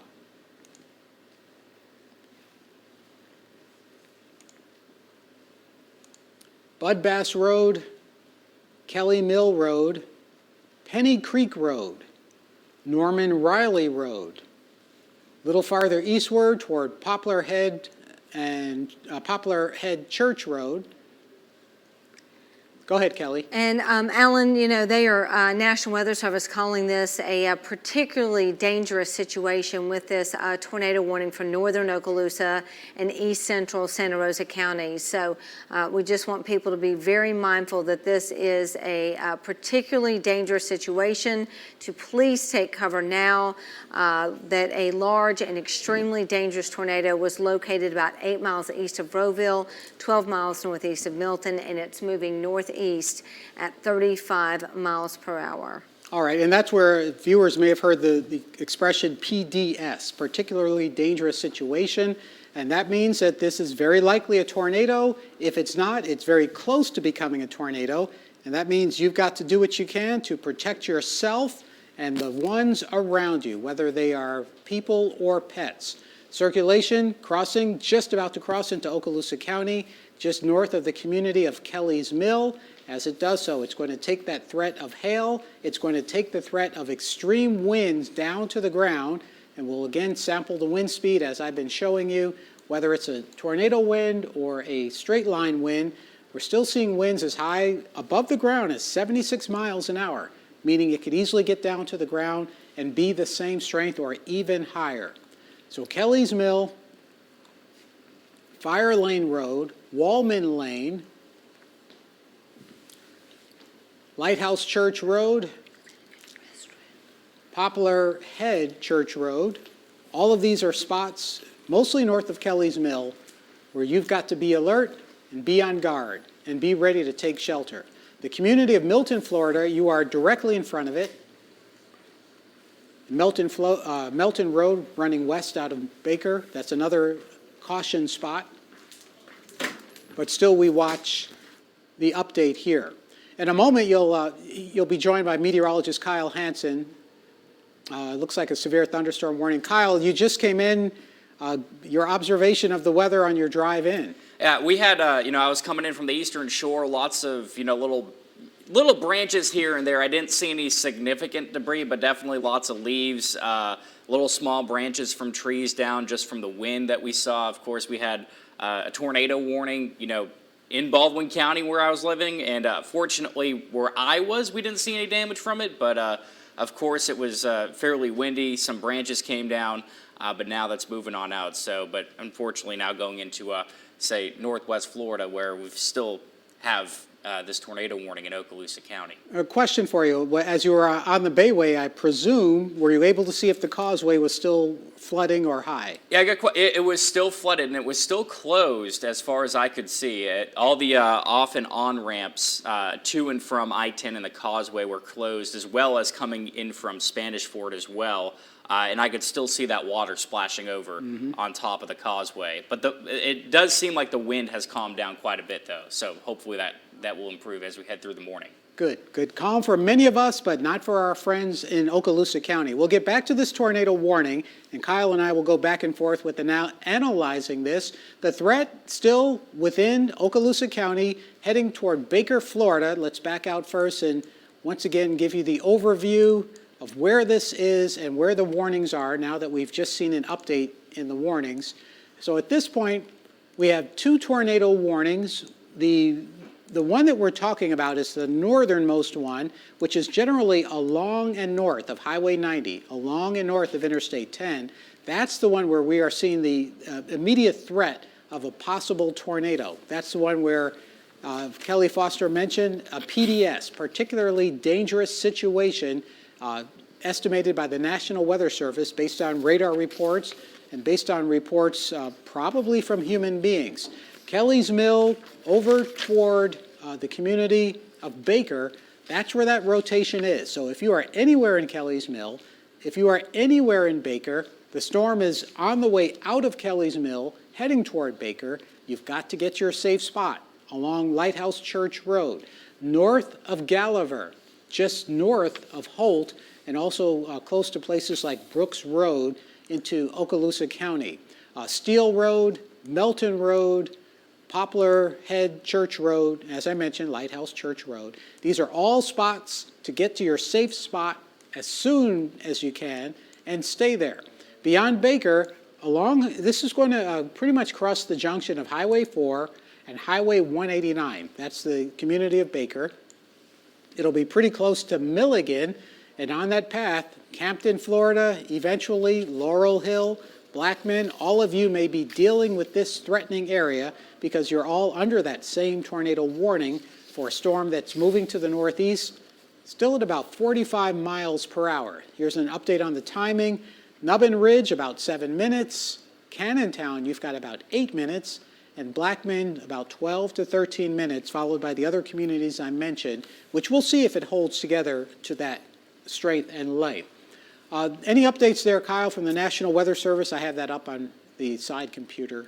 Oh, yeah. So the National Weather Service, they just issued a severe thunderstorm warning for Santa Rosa and Okaloosa counties. So this is a severe thunderstorm warning for wind gusts potentially up to 70 miles an hour. That's, of course, along that line of thunderstorms that's moving through with that tornado warning as well. If you want to take a closer look here at links 2 to get a closer look at this storm that, again, could be potentially producing some damaging wind gusts. You can see here the main line extending from just west of Crestview all the way down to southwestern Santa Rosa County and moving east at about 35 miles an hour or so. So even if you're outside this tornado warning that is currently in parts of Okaloosa County, you still need to take cover for this severe thunderstorm warning across much of Santa Rosa and Okaloosa counties because we could see damaging wind gusts with this potentially severe thunderstorm.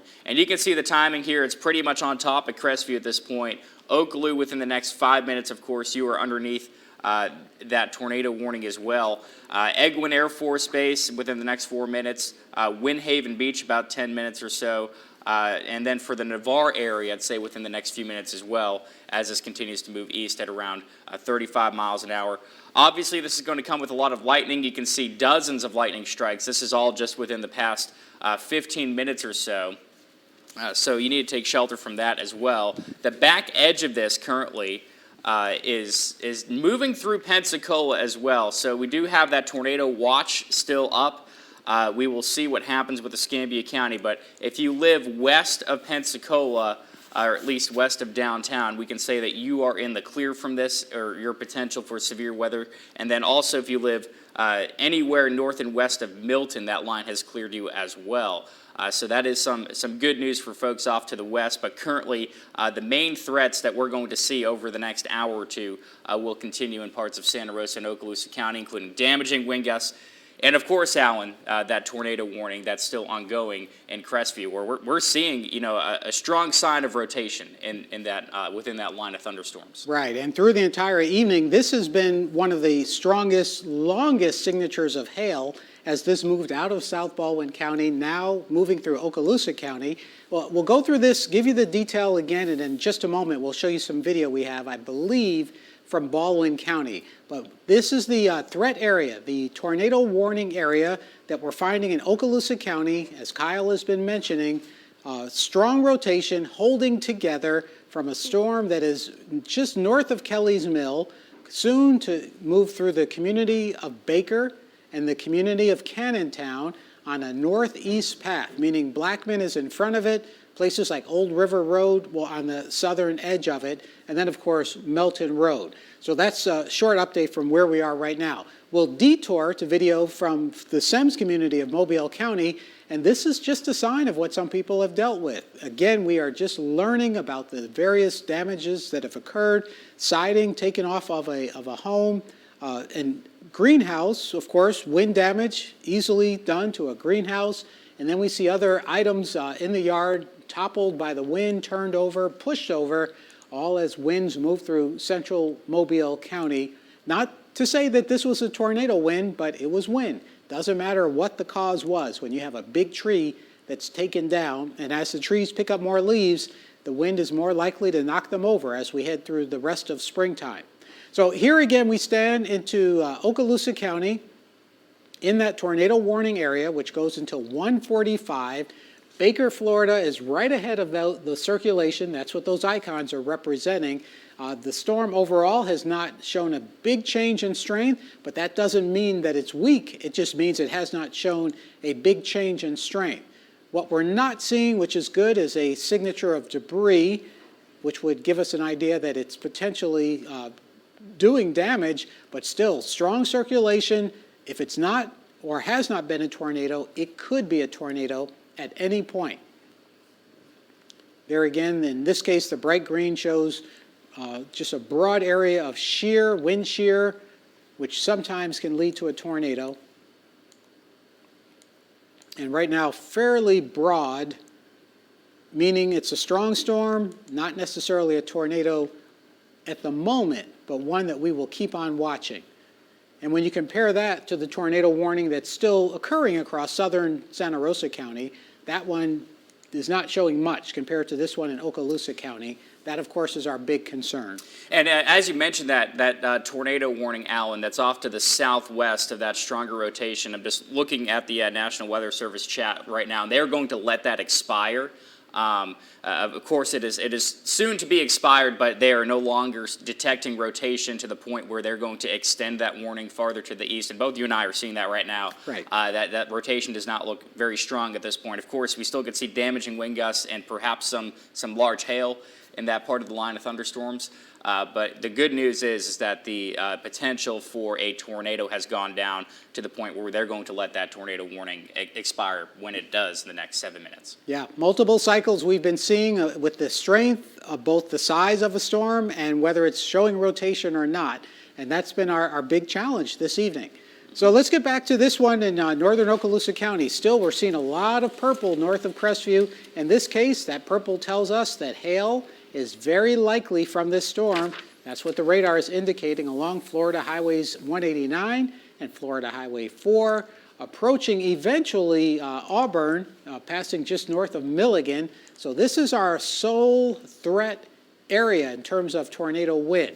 Now the overall circulation, and we'll go back and play this in the last hour or so, it was very compact about 30 minutes ago. Now it's not so compact, which is good. It means the trend is for it to be less likely to be producing a tornado now, even though it may have, as it was moving out of Milton and then heading into Okaloosa County. So the overall trend, this is a better one. This is what we want to see, and that trend is one that is, actually you'll notice the the rotating icons have also disappeared, meaning the overall rotation and spin is cycling downward for now.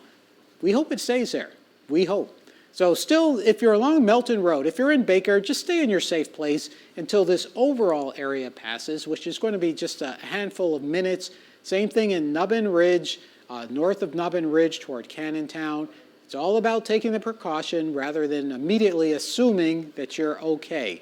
Because until this whole area of strong storms passes, it's not to say that the threat is over. This is the rest of the NBC 15 area. Everything that is to my right is basically out of the threat of severe weather. But when I move to the right, now you see where that threat of severe weather is. Quickly exiting Escambia County, which is good. For a while in Bruton, it was pretty rough. Now those thunderstorms are easing eastward along US 29 through Dixie, through Bradley.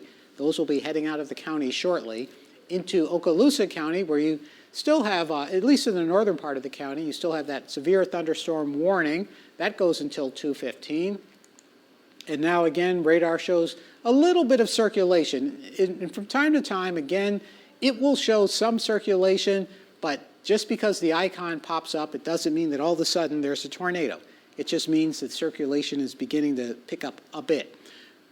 This depiction of pink is hail. And still, this storm is likely producing hail moving through Baker, Florida, moving through Cannontown.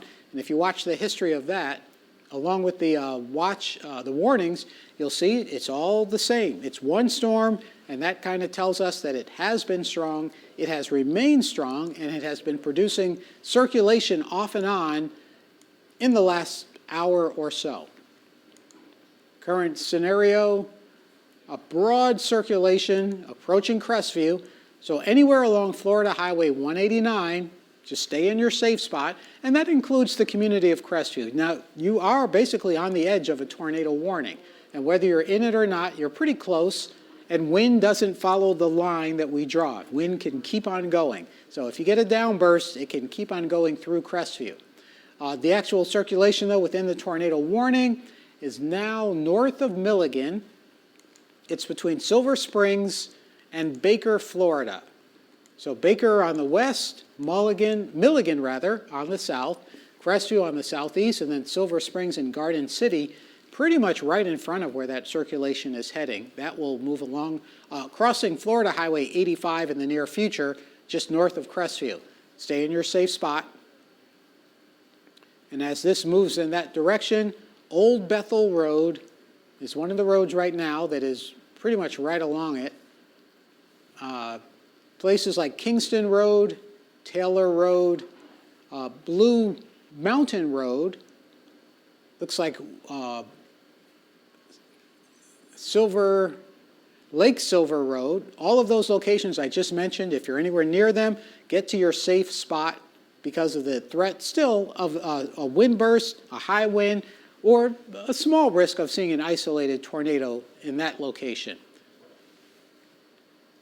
And we'll get back to the rain and the lightning to give you a sense. The overall picture gives us a clue. A lot of lightning right now from Crestview northward on Florida Highway 85. Scattered across Eglin Air Force Base, where still hail is likely there. Let's check that. And not quite as much, but still the possibility of hail in that location. We're just about to see this tornado warning disappear from the map as we approach 1:30 in the morning on this last day of March. And for some of you, for weather history trivia, It was on this day in 1962. An EF3 tornado went through Milton, Florida, and more than a dozen people lost their lives. So 1962 on this day. Springtime is severe weather season. Milton, you're on the tail end of this, so far so good. All right, so 1:35, 1:30 in the morning, one tornado warning, multiple severe thunderstorm warnings, Kyle. This is about as good as it can be and has been in the recent past. Yeah, it looks like that line is starting to at least lose some areas of rotation compared to its history off to the west. And I do want to mention, we do have a storm report in from the Milton area. I'll bring that up for you here, of some structural damage actually to a house there. It's not confirmed to be a tornado yet. Of course, we have to wait for the National Weather Service to get out and survey, but you can see here that structural debris was reported along Avalon Boulevard near Old Moores Golf Course. Time estimated that was around 12:42 in the morning. I believe that there was a tornado warning in that area around the time. Again, we still have to wait for the National Weather Service to go out there and confirm that this was a tornado. But right now, the latest report that we're seeing from this line, at least earlier, is some damage out of Santa Rosa County. To at least one home we're getting word of at this point. We will see, of course, as we get further beyond this line of thunderstorms and perhaps as day breaks, we could possibly find more damage here. But currently, again, the main threat, if you're east of that area, we're talking southeastern Santa Rosa County in through a good portion of Okaloosa County. That's where this line of thunderstorms is currently. We'll put another track on this to show you when this will arrive in your neighborhood. The leading edge of this is it has now passed through Crestview and now moving towards the Walton County line, now moving towards Mary Esther, Fort Walton Beach, and again moving at around 35 miles an hour or so as it continues to move east. So Dorcas, next 10 minutes, you'll start to see that rain move through, heavy rain, perhaps some strong wind gusts, perhaps even some large hail as well. So you want to make sure that you are still in your home, still getting away from those windows, and stay on the lowest level of your house as well. As we could be seeing damage and wind gusts, perhaps we could also see that area of rotation in the northern part of the county start to spin up again. These tornado warnings that we see along lines of thunderstorms like this, they go through kind of a cycling process where that rotation weakens and then it may come up and strengthen again. So that is something that we're going to watch as this line of thunderstorms continues to move east through Okaloosa County. And you can also see Deerland here in the next 10 minutes. Navarre, it's pretty much right on top of you currently at this point. And I will clear that off and we'll actually go into some of the different towns along the line. You can see, again, this is not a tornado warning, but we have a severe thunderstorm warning for southeastern Santa Rosa County. You can see the leading edge of this thunderstorm now moving into Navarre. Woodlawn Beach has been dealing with it for the past few minutes. Harper as well along Route 87. If we continue north along the line, of course, this will move more to the northeast over Eglin Air Force Base. We're starting to see that line move through. Still just off to the northwest, though, of Harris, Mary Esther, Fort Walton Beach as well, and still northwest of Shalimar and Valparaiso. As we continue to move north along the line, again up towards Crestview, there in the thick of this line of thunderstorms moving on through, again, we could be seeing some damaging wind gusts and perhaps even some hail in that area. And then, of course, as we make our way north towards Okaloo and Campton, that's where we still have this tornado warning that will go for the next 10 minutes here. And we're going to go ahead and put on some of the rotation here to see exactly where we're picking up on some of that rotation, and we'll go ahead and circle it for you. The good news is this continues to look fairly broad. Of course, I would say perhaps the strongest wind gusts that we're seeing out of this whole line of thunderstorms that's moving through Okaloosa County is within this tornado warning. You see that bright red spot right there towards Peden and Campton. While that is showing a broad area of rotation, I think at the very least we are looking at perhaps the strongest straight line winds of this whole line of thunderstorms, this thunderstorm complex right now. So Even if it's not producing a tornado, you need to be in your safest spot. Again, lowest interior room of your house at this point. And we'll go ahead and throw a track on this as well to give you the latest update on when this could be in your neighborhood and moving to the northeast at right around 35 miles an hour is the latest update on this. So within the next, this line goes out, by the way, 30 minutes or so. Within the next 30 minutes, this will be moving likely out of Okaloosa County. So this warning currently goes until 1:45. We will see if this gets extended, because it is likely within the next 10 minutes that this area of rotation will still be over Okaloosa County. But you can see Okaloo, that will take you to the end of the warning. Within the next 10 minutes is when this area, this broad area of rotation, the strongest part of the storm will be over your area.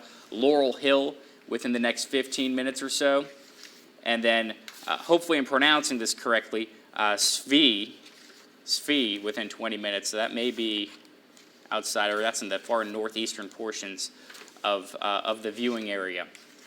So again, if you are in this area, northern Okaloosa County, and even other parts of the county that are underneath that severe thunderstorm warning, lowest interior room of your house, that is the safest spot to be, away from windows, and perhaps close the door as well if you can, if it's an interior room. We'll take a broader look of what's going on across the rest of the area. Again, as Alan mentioned a little bit earlier, if you live west of this line, anywhere really to Pensacola and points to the west, Milton, and to the west, you are now behind this line of thunderstorms. You may still be dealing with some rain and perhaps some moderate to heavy downpours at times, but you're no longer within the threat of severe weather at this point. But again, it's this main line right here pushing through Okaloosa County that we are most concerned about. We'll show you its history over the past hour or so here. You can see within the last hour, about an hour ago, this was moving through Santa Rosa County, that at least northern portion of the line. Now it's made its way pretty much through Okaloosa County. So likely at this point, I'd say within the next hour or so, we will see this line pushing into, or even sooner than that, into the Destin area, making its way through that final portion of Okaloosa County, southeastern portion of the county, and could still very well produce some damaging wind gusts, perhaps even some more areas of rotation. We can look along other parts of the line. Currently, I'm not seeing, besides that area in the northern portion of the county, again, if you're used to watching severe weather coverage, particularly with tornadoes, we look for bright greens and bright reds, little dots of bright green and bright red right next to each other. That basically shows in a local area winds moving in different directions, which means that some rotation is being detected. And right now,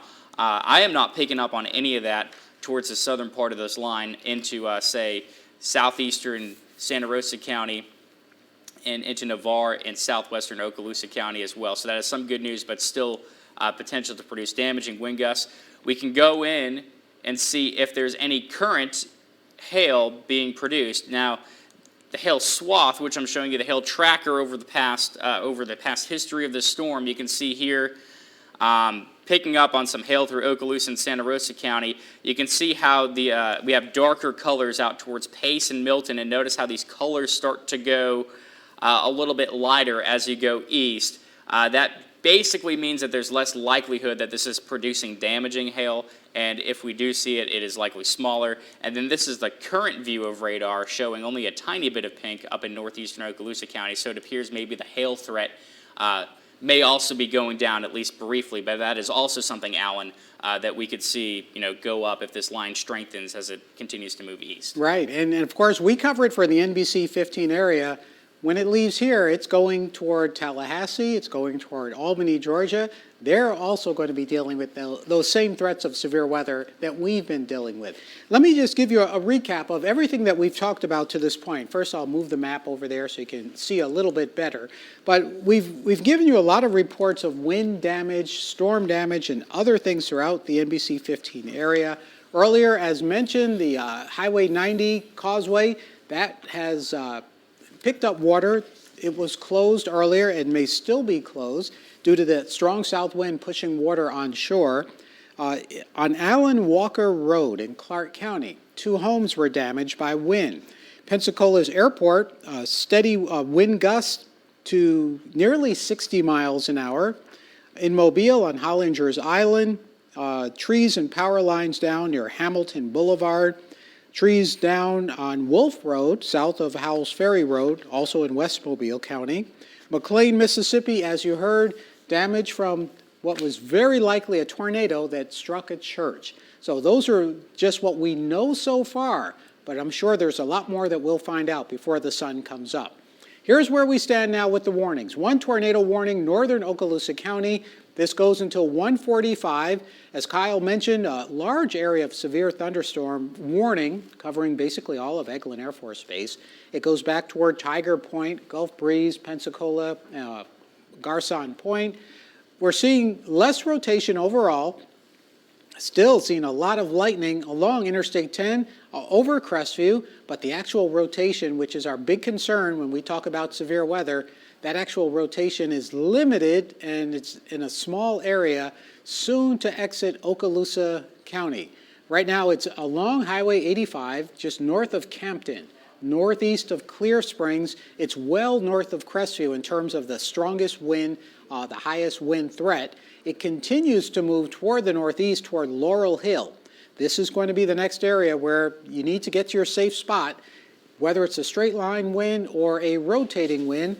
Look at the winds estimated above the ground, 84 miles an hour. Now that's a wind roughly 2,000 feet above the ground, but if that wind comes down to the ground, that's what your home is going to experience, easily 80 to 90 mile an hour straight line wind. That's why you need to stay in your safe spot. That's along Highway 85 North heading into Laurel Hill, Florida, and that's where, of course, you need to be in your safe spot.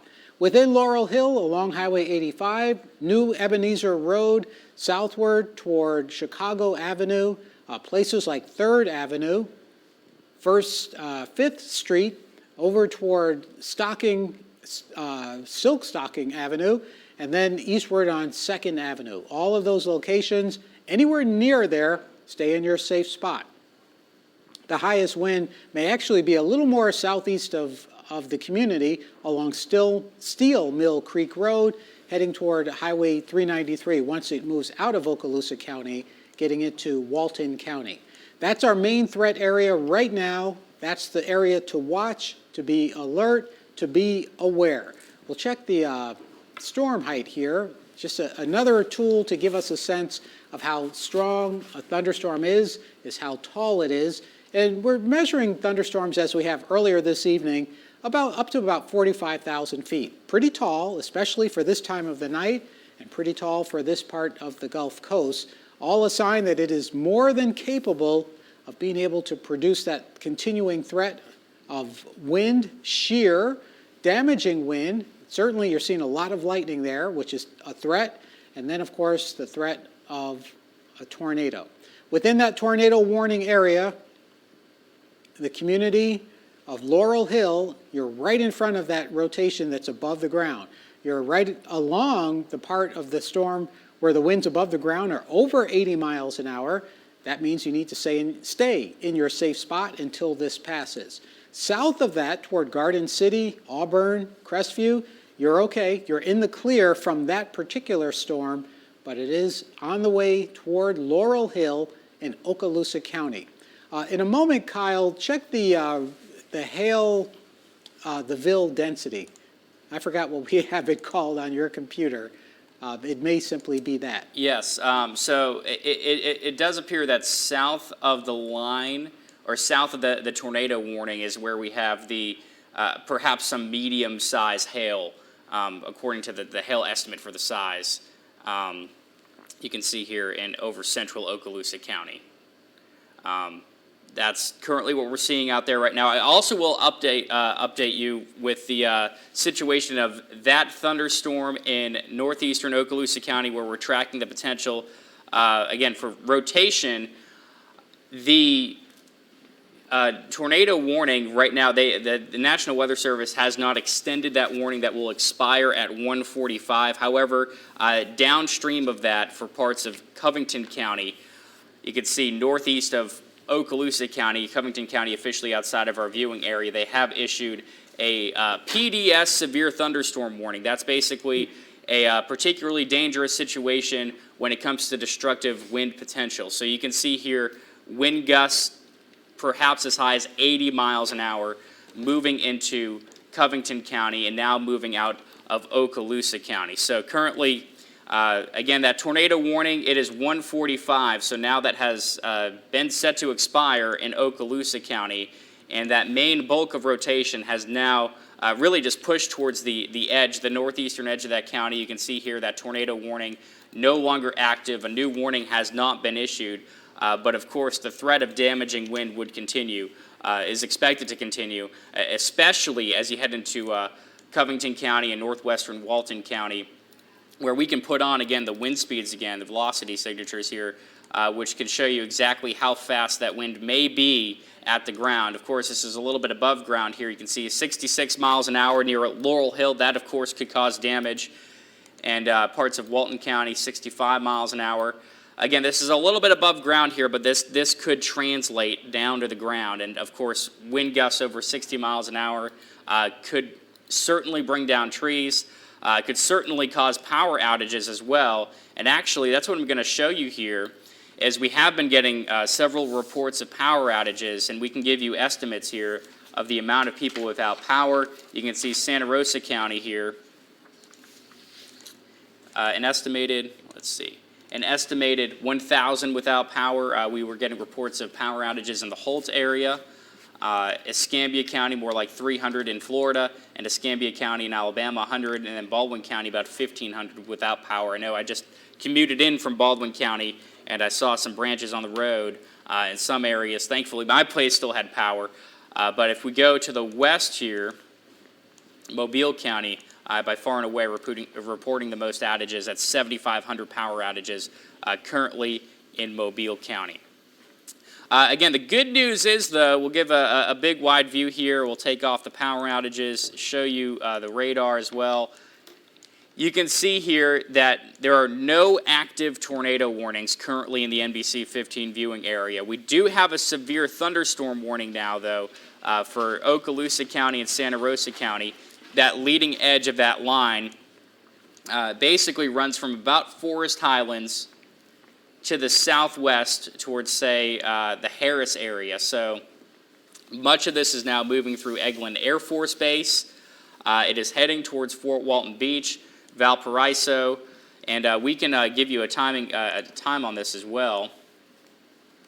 Track this for you, as this is expected to move east at maybe a little bit more than 30 miles an hour or so. Fort Walton Beach, it may be in your area within the next 16 minutes or so.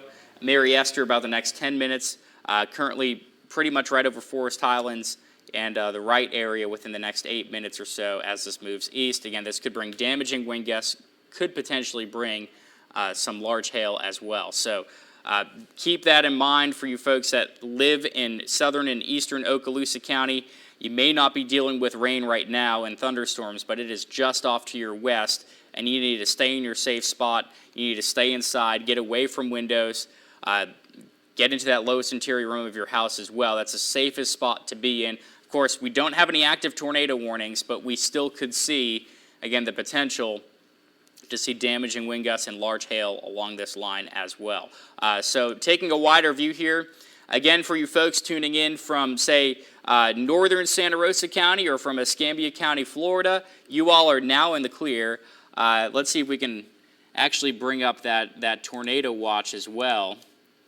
You can see it is still active for parts of the Florida Panhandle, but for Escambia County, at this point, we can give you the all clear. They may wait for that to expire at 4 a.m. We may see that removed pretty soon, but I can say with confidence at this point you are pretty much in the clear of any tornado potential at this point. And then much of Santa Rosa County also in the same boat, except for maybe the far southeastern portions of the county. But right now, currently, we are not seeing any areas of rotation.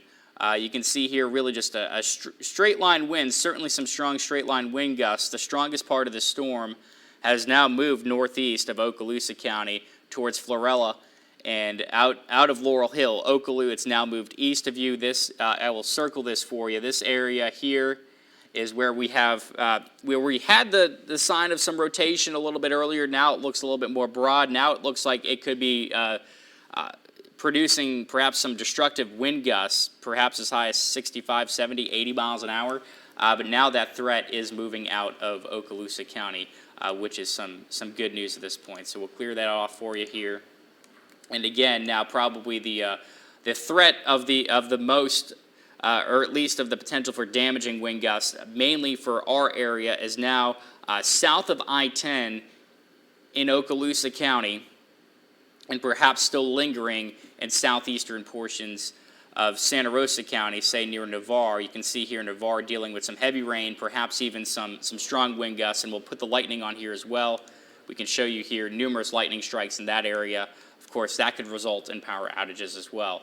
I do want to send it over, though, to meteorologist Kelly Foster over at the weather wall. Kelly, what are you seeing over there at the weather wall? Well, I'm seeing good news for Mobile County and Baldwin County. As you can see right now, we are looking at just a smattering of showers right now north of town for Mobile County currently. And when we zoom in a little bit tighter, you can see right along I-65, just some showers around, nothing severe here. In fact, we're no longer under a tornado watch. All the action, though, looks to be in Okaloosa County at this point. We have some lightning-packed storms that do extend into southern Santa Rosa County near Navarre and Harper. And within this area is where we could be looking at some very strong wind gusts. We continue to have a severe thunderstorm warning in place for this area.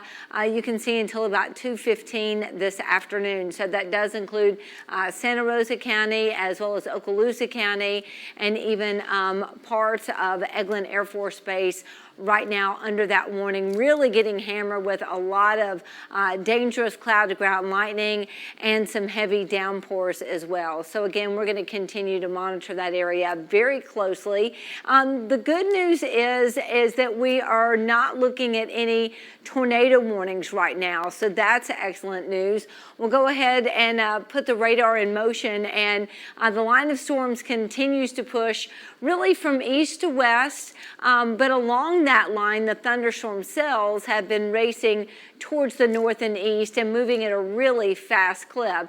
We'll kind of track some of these storms for you and kind of show you where they are headed at this point. And again, they have been rapidly moving towards the north and east at about 30 to even 40 miles per hour at times. Right now, they're pretty much moving east. I'm going to go ahead and stop the radar scan when we can kind of get a timeline on this. But right now, the leading edge moving towards Mossy Head in about 2 minutes, Wright, Florida in 3 minutes, Valparaiso in about 14, Niceville in 14. You can see Alpine Heights in about 17 minutes, Piney Grove in 17, and Center Ridge in 22 minutes. And again, this is going to be shifting out of our viewing area into Walton County. And this is the tail end of a very potent squall line. We really saw a lot of hail development across the Florida Panhandle tonight. Reports of hail. Also, we've had some damage reports as well. We'll go ahead and try to show you some of those coming up. But first up, I want to show you what we have in place. And we've had, of course, our own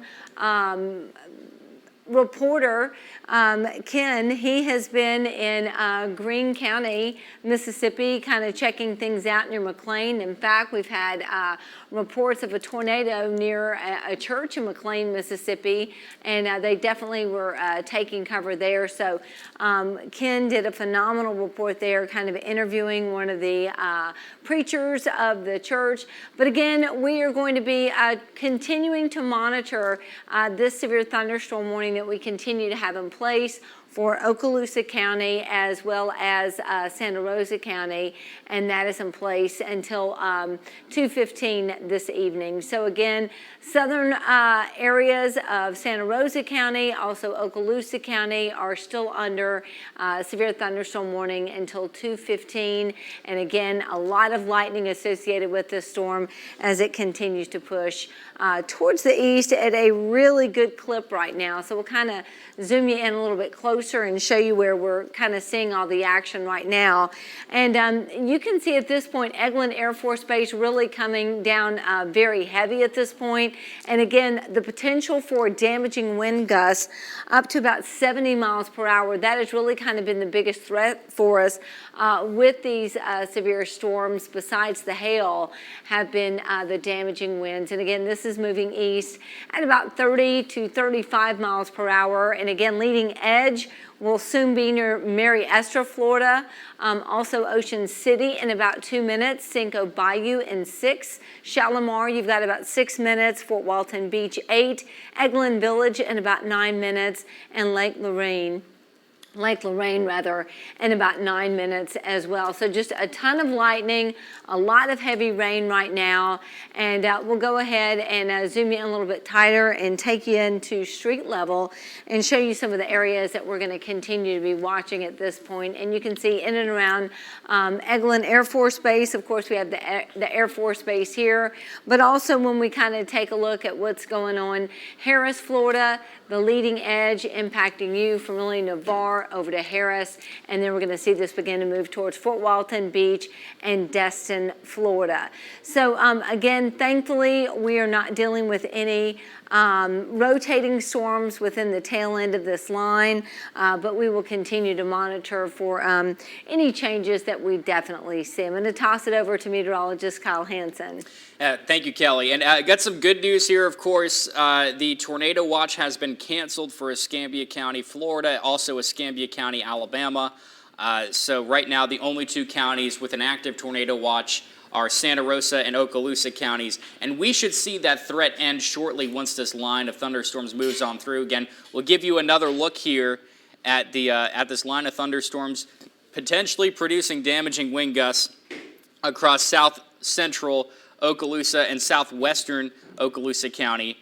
You can see here lots of lightning, damaging wind possible, perhaps even some large hail up to 1 inch in size possible. This is just approaching the Fort Walton Beach, Wright, Valparaiso areas. The meat of this storm is currently over Eglin Air Force Base, moving east, and then eventually will make its way into Destin. We'll give you a track here over the next half hour or so. You can see here moving east at around 35 miles an hour. It should be Lake Lorraine within the next 9 minutes, Forest Highlands within the next 2 minutes. Can adjust this to see if we can get even more communities on here. Destin, 17 minutes or so. Niceville within the next 12 minutes. And Valparaiso about 11 minutes. And currently pretty much knocking on the doorstep of Wright. You're about to feel some strong wind gusts, some heavy rain, and that will continue downstream as we head towards the east. But if we want to take a bigger view here, we'll clear that off for you. Again, for much of the area, when you get to the west of Pensacola, it's just a few showers here and there. The wind has also died down significantly. You'll notice a big change in the air behind this line of thunderstorms. It's a little bit drier. Those winds are a bit lighter as well.